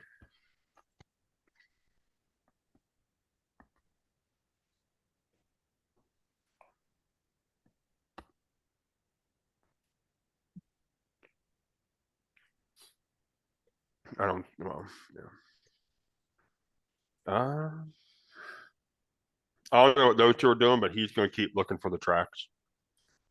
The tracks exit this room, and it goes deeper into this complex of hallways. It opens up into an antechamber, and there is a sarcophagi. Um, that's like half open, and possibly uh tomb robbers and got here some time ago, but you you hear what sounds like the quiet weeping of a little girl.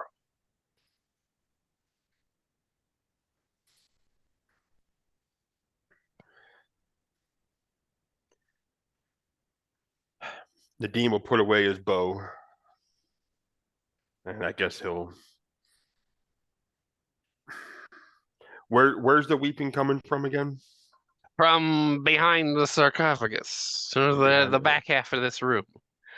Okay, at least it's not coming from inside it. That's good. You don't know that. uh, now Nadim will walk around to the source of the crying. You're gonna walk the fuck over there. You're just gonna walk over there. All right, you walk up there, and you see a little girl. You see a little girl who's got like bronze skin. She is like bronze, like olive green skin. And she's wearing a dress that's made of linen that's seen better fucking days. She's got scrapes on her knees and scrapes on her elbows. She's covering her face, and she's got snakes for hair. Does Nadim has Nadim heard rumors of the Gorgons? Probably. Okay. And so Gree is like back in like towards the center of the antechamber, just kind of looking around at some of these pillars, seeing the iconography. He's got his say around. He's got his torch out, and he's like, Nadim, what is that you have over there? Can I get the doll, please? Yeah. Gree just tosses the doll up there to him. So, seeing the snakes, he's actually going to keep his eyes downward. Um, Not fucking looking at her. um, he's heard rumors. He doesn't know the extent, but he's heard stories and he's heard rumors. Yep. We're not going to go any further than that. When her snakes notice you, they all look at you and they all hiss menacingly. Right. Um, They're green brown, what looks like cobras, like little baby cobras with right. little. The snakes might look kind of cute with their small hoods, and they all like open mouth hiss at her, and she just she's got her fucking her hands over her eyes, and then she just says in perfect Yaith, she speaks the Yaith language. She says, "Go away," and she just scoots away from you. So you don't want your doll back? And the demon will kind of like he's not really going to throw up. He's going to like softly like toss it between the two of them.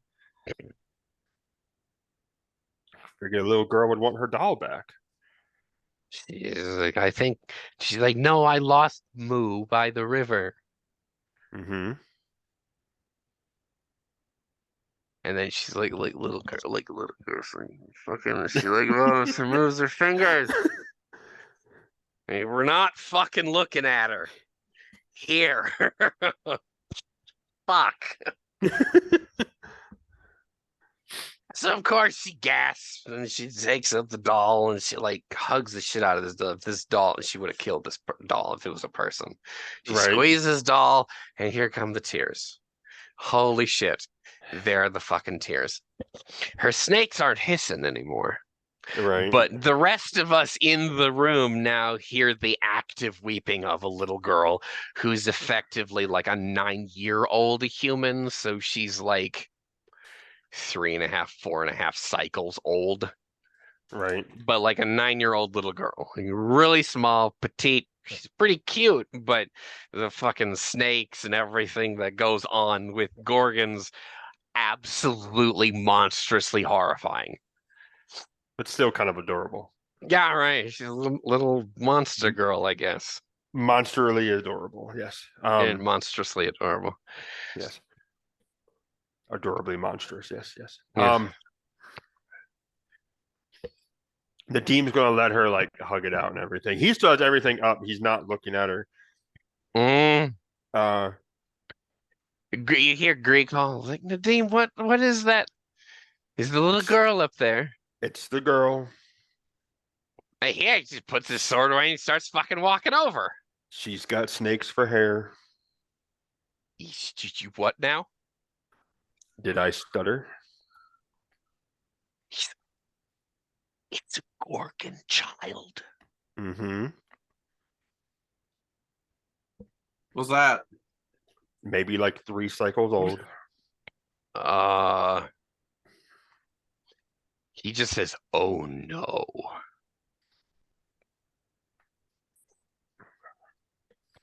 Alex, you know what a Gorgon. Your character would know what a Gorgon is. I'm pretty fucking sure that your character doesn't live under a rock.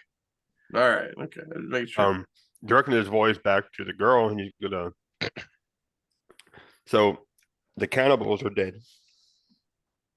The ones that you escaped from. Well, we don't know if they're dead or they just moved on. I apologize. They're not there anymore, though. She says without looking up at you, and again, she's kind of like, this is kind of like sad but adorable. She like dabs her eyes with the doll, and she goes, "I got the ones in the other room." She's kind of like, there was ones in the other room. Zirak, go check the other rooms, please and thank you. For what?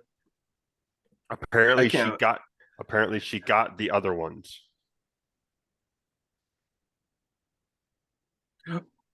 Oh, those weren't. Oh, those must have been new statues. and Gree just like looks on like vaguely amazed and horrified. She's like, she turned those people to stone. I don't think those that were decorating this tomb before. Now we know why it looks so lifelike. Yeah. Cautiously proceeding to check whatever the fuck the other ones, wherever the other ones were, cautiously. I'm assuming now I had to piece it together as the player. I'm guessing that's the room we just came from. Probably. But yeah. Oh, okay. As an aside, Nadim would probably be like, check the rest of the place out. Right. See if there's anything else. Not looking at the little girl going around. Do you go into like through another doorway that you guys did not go through? You're gonna like try and walk the place? That's what I was told to do. So, being very cautious. Sure. I will say, for the sake of this scene, because it's a wider room, you don't get the spear penalty, or you don't get the cramped space penalty. Lovely. But when you walk into the next room, it's out there in the fucking dark. Make a defense test. I'm still currently, I mean, I have my spear with me, sure, but like it's Agree still would have give it back to you when there was room. Of course. but it's still shield and torch currently. Right. Unless I've found a sconce to put the torch in, but there are no sconces. Okay, you have to drop the torch in the sand. Yeah. Okay. At least like shove it in there so it sticks up. Or maybe shove it in the ground. That would work. That would work also. That would work also. Excuse me. Well, goddamn. Oh, I must not have updated these scores because I have evasion mods now, so that's good. Oh, don't be jacking yourself, man. Fuck. Okay, so I'm gonna update. I almost killed you last time. You gotta be did. updating that shit constantly.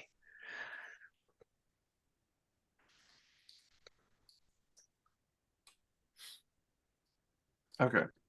Sorry.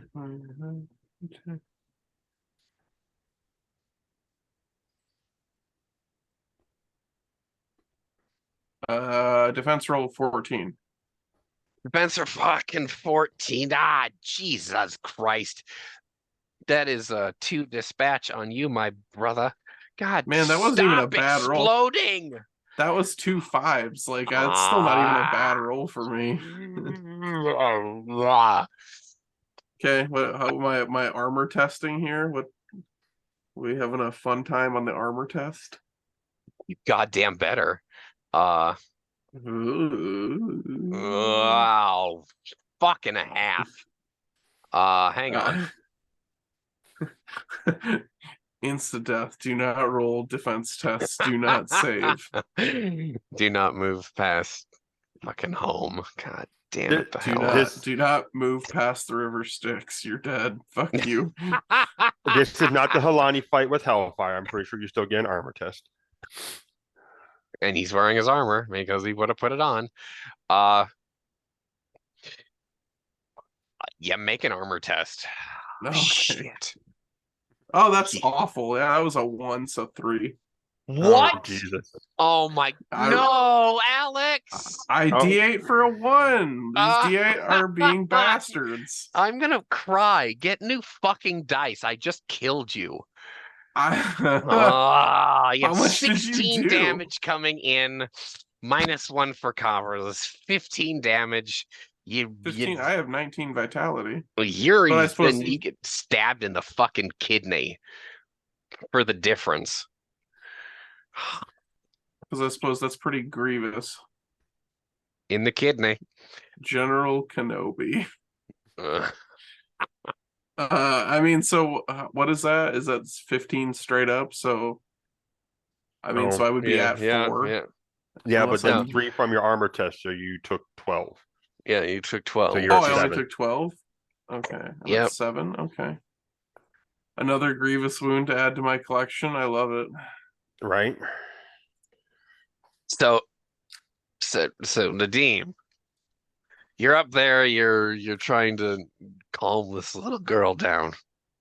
And Gree is just looking at like the ancient iconography and the hieroglyphs of this place. And Zarak walks off. As soon as he steps, like he's around the corner, he's moving the light into the room before he goes in, because he's not gonna just fucking walk into a dark room. That's stupid. Mm-hmm. And we see this body, this form step into the room and fucking stab him to the hilt in the kidney. And he fucking screams. And he's gonna fall the fuck over, because how do you not fall the fuck over with a short sword in your guts? This thing just gets the jump on me? Yep. Yeah, he did. Oh, right. And when he falls away, what? I'm gonna say does that make any difference? No, that's a save. That's a save we're gonna go through later. I was making sure. Hopefully. Okay. And no. But I'm gonna say you get your shield like online before he can fucking accost you further. And another undead monstrosity steps into view over him with his fucking silver glowing eyes and the green light around his fingers. And roll me reaction tests. Alex, you're not rolling a goddamn thing. You're on the ground. Gree rolled an 11, a fat fucking 11. Why am I not seeing reaction? What the fuck? Am I blind? What's going on? I don't know if it's actually in there. Actually, what are you looking at? I thought it's a skill. No, it's not a skill. Oh, Go to your reflexes. Roll a d8. Functions as a save for now. We're playtesting as a save. It explodes once. Roll it. Oh, it's a single D8? Yep. Oh, a single D8. Whoops. Okay. Okay. Well, you guys are gonna go first because the undead have failed their initiative. I got a 12. Well, Nadim's gonna go first then. Oh, sorry. And what was it added to it? Reflexes modifier. So it's D8 plus level okay. plus reflexes modifier. Mm-hmm. Oh. Thought I had that on my thing somewhere, but I don't. Okay, plus reflexes mod. We'll take care of it later on. Plus level. Okay, so D8 plus reflex plus level 11. You're just all right, Alex. You've been stabbed and you've been downed. You're going last. Yeah. So. Oh, okay. You're good. Yeah, that's why I said you're good. You're on the ground. Oh. You're waiting. So, Nadim. It'll be Nadim, Gree, the undead, Alex, and then it'll be Nadim, Gree, Alex, the undead. So Nadim. Fucking help. Right? Goddamn.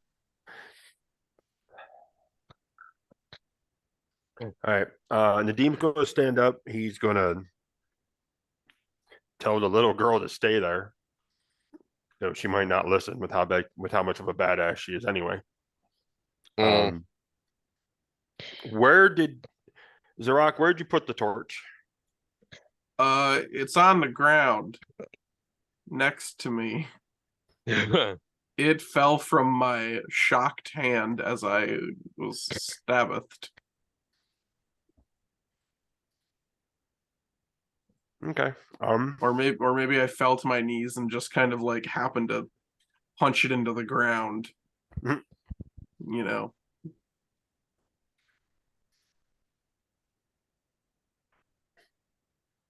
Oh, can I actually pull up a shot like that? No, probably not. What kind of shot? Torch. So, for sake of the scene, Nadim has a couple of his arrows wrapped with the cloth. I Yes. mentioned that before we came down. Zarok said he might have actually gotten the torch punched into the ground, depending on how he fell, or it just fell. No, you cannot light the arrow from across the room with the torch sticking out of the ground. Damn it! A fucking amazing thing. No. I was hoping the angle was right. I could like shoot it through the flame, light it, no, and connect with the guy's leg. No, Mythbusters. The answer is no. Hey, it would have been badass if it would have worked. Yeah, it's so badass. Fuck. Well, seeing as how I already know it works, and I don't have a torch myself on me, and I'm assuming there's no torch around this little girl. Nadim is going to have to do a dumb. Get into melee combat with things that like to touch you. Right.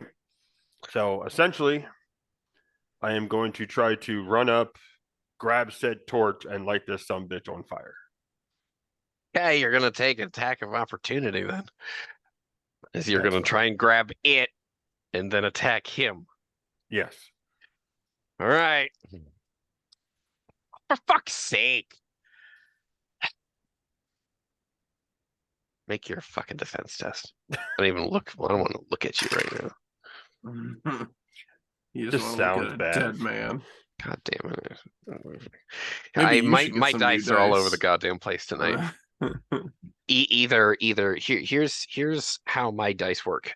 Either I roll like trash or they're all over the fucking place. But when I play, I roll amazingly.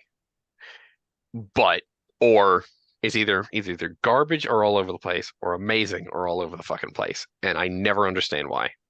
Right. It sounds like dice being dice. 14 God, on my defense roll. God, gee, he got a fucking fat 9, so you slick. You're real slick about it, and you can retaliate if you like, because these guys go up like gasoline and dry leaves. I like how the reaction was for my 14 was, "Oh, come on, why?" And the reaction for his was suitable. Make a counterattack. Like, what? It's not my fault. It's your dice. It's your dice that are being the bastard. I know. Right. I know. My dice did just fine. Bullshit. Good dice. Oh fuck. I have to update Zrock's description with looks like a pin cushion. Maybe under this vest and hauberk, maybe he's got scars upon scars, because that's apparently how every fucking combat goes with this guy. I just get sliced and pin cushioned. You're right. What a tragedy. So 16 to hit. He can't answer that at all. See, Okay. he just roll damage and oh my god, he's only gonna take one more point of fire damage. God damn, come on now. I'm rolling fire damage for you. That's going to be 8 points of damage. Well, yeah, well, he's dead and then some, so he lights up like a fucking Christmas tree, and he groans, stumbles back. But there's another, I almost said a zombie. It's not a fucking zombie. There's another one that shambles out of the darkness and attempts to fucking accost you with a copper mace for a 19 on the die coming in. Yeah, that one's going to get me. Oh, son of a bitch. I got a 16 on the roll. Oh, okay. All right. So, little bit of evasion helps, but not enough. All right. So he only gets one dispatch on you for, god damn, 11 points of vitality. For fuck's sake. That's what my damage suppress and whatnot goes through. Please, because he's gonna brain you if he doesn't. Or it doesn't. Right. Armor test is 2d8, right? Armor test is 1d8. And it only explodes once. Yep, it's a save.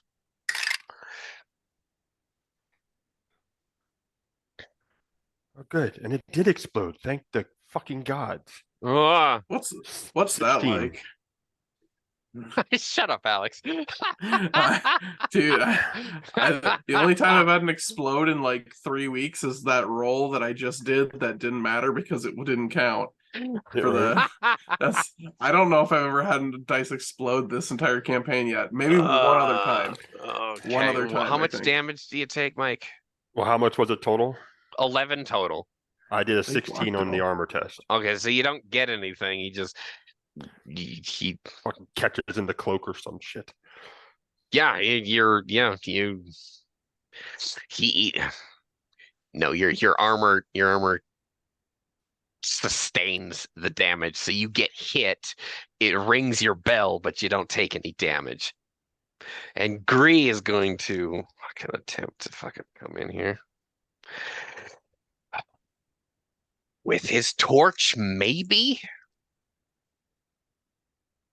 Kai goes to the defender, and then the mummy fends him off with his mace. So the mummy.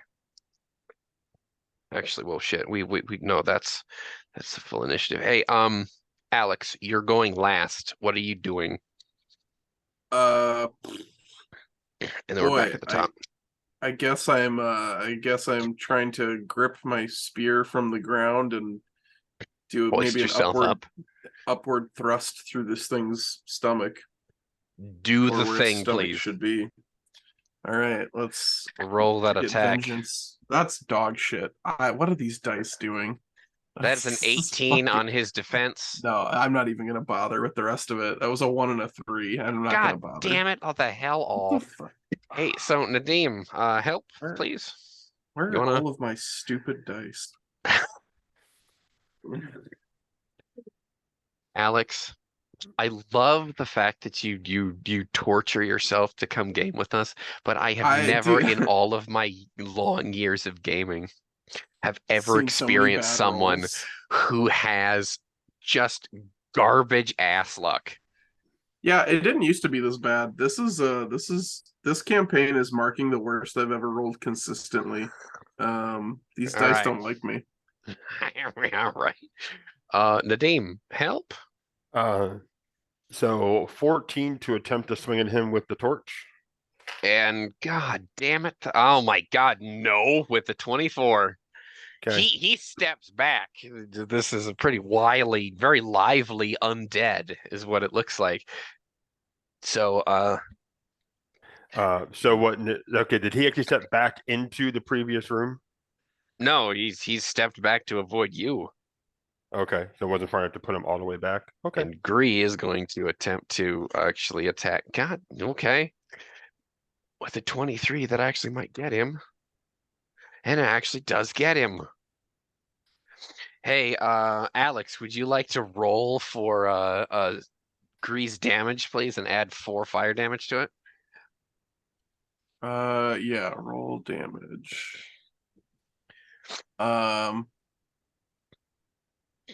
I don't know what his physique mod is. I think he only has a Isn't one. it I think isn't he it a only has 1? yeah. I think he only has a Uh, 6 in the score. He's pretty Uh, scrawny. yes, it's a +1. Okay, so 6 plus 4 fire damage, 10 Yep. damage. 10 damage. Oh my God. So Gree lights this thing up with his torch. He just sticks his torch into the thing's chest cavity and it lights up. And molders away, groaning the whole way. The black magic that has animated these undead dissipates into the darkness. Yeah, these it seems that an evil presence may or may not have been lifted from this tomb as these evil spirits are driven away back to the realm of the dead, as they damn well should be. Praise Aresh Gagal. And campaign ends. Not campaign ends. For fuck's sake, combat ends. Yeah, no, that was the entire adventure. Yep. That's Crypt of the Elephant. That's it. That's it. Excuse Damn, we're me. the best. We're the best level 1 adventures that ever were. Right. Hell yes. Did these Anyway, did these ones have mantles or daggers or anything?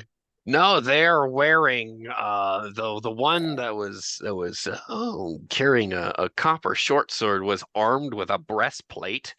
Thank you for fighting them with fire, because your melee weapons wouldn't have done jack shit. And Dope. the one that was swinging at you with a mace is actually a scepter made of gold set with a sunstone, wrapped with like a leather cord to make it easier on the hands. Looks like a mantle of not a mantle, excuse me, a scepter of office of some kind, capped with a rather intricately. There we go. God damn it all! Intricately cut sunstone at its cap. It's like a priest or an administrator or a scribe of some kind, but the swordsman, having a copper broadsword on him, and a copper breastplate. That both had the copper accoutrements of these undead have oxidized and turned horribly green. Um, and these more or less look like soldiers or guardsmen or whatever. Not much in the way of adornments besides the golden scepter. But with that, we will bring the session to a close as you guys come off of this adrenaline high fighting the undead. Can I administer some care to myself working Greek because I'm fucking bleeding a Next lot. session, you may. Now you All may right, lovely. narrate Okay. for us your soliloquy. Oh, panic.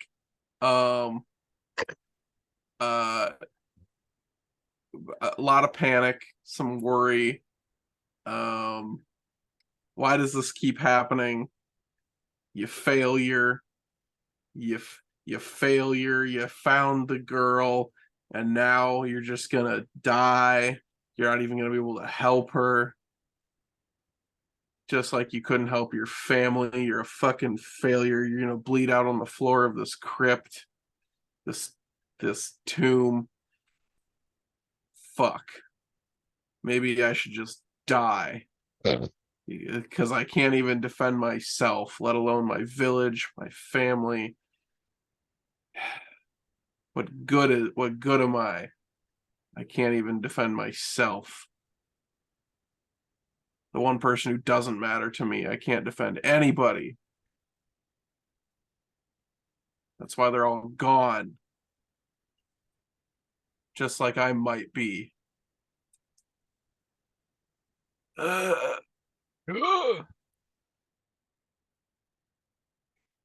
Mike, we go to Nadim for his soliloquy.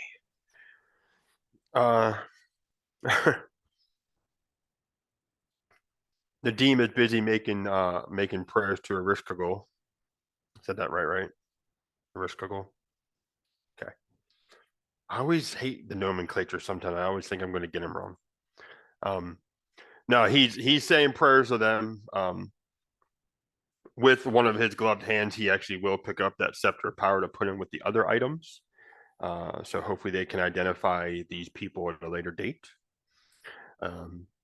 He looked back at Zarak and he had to. He was proud somewhat of just the resolve and the bravery of that man. Yes, he's known him for all of a day, not even a full day.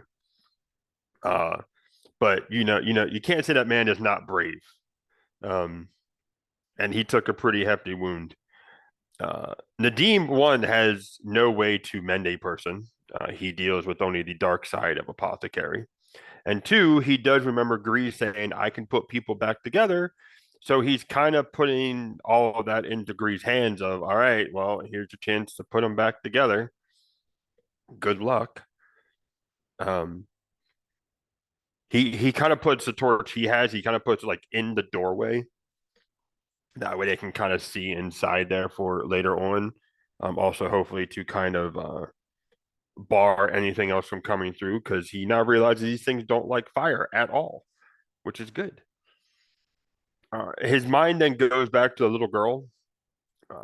Since he did not see her come running out this way or see anything suddenly turn to stone, he is assuming that she actually listened to him at least a little bit. But at the moment, he is one to make sure she's okay and see if they can figure out where she comes from so they can give her back. Though now part of his brain is thinking the second we show up with this girl, they're going to think we're the ones that took her and I'm going to be useless for the rest of my life. Yay. Let's hope she can talk before they shoot. Or gaze, I guess. Which also brings to mind of he now has to figure out if she can control it or if she has to be blindfolded, which he knows she's not going to like. No one likes to be blindfolded. And now he's wondering if there's any other mummies skulking around this place because either they didn't hear her or she knew enough to be quiet when they were around. Either way, it's kind of a conundrum. But yeah, the dean still has no one to touch that salt, has no one to be touched by them, and he is still not going to touch any of their equipment with his bare hands. He's not stupid. And then with that, we bring this third session of the epic Crypt of the Elephant to a close. Thank you for tuning in, everybody. We'll be back next week for the next chapter.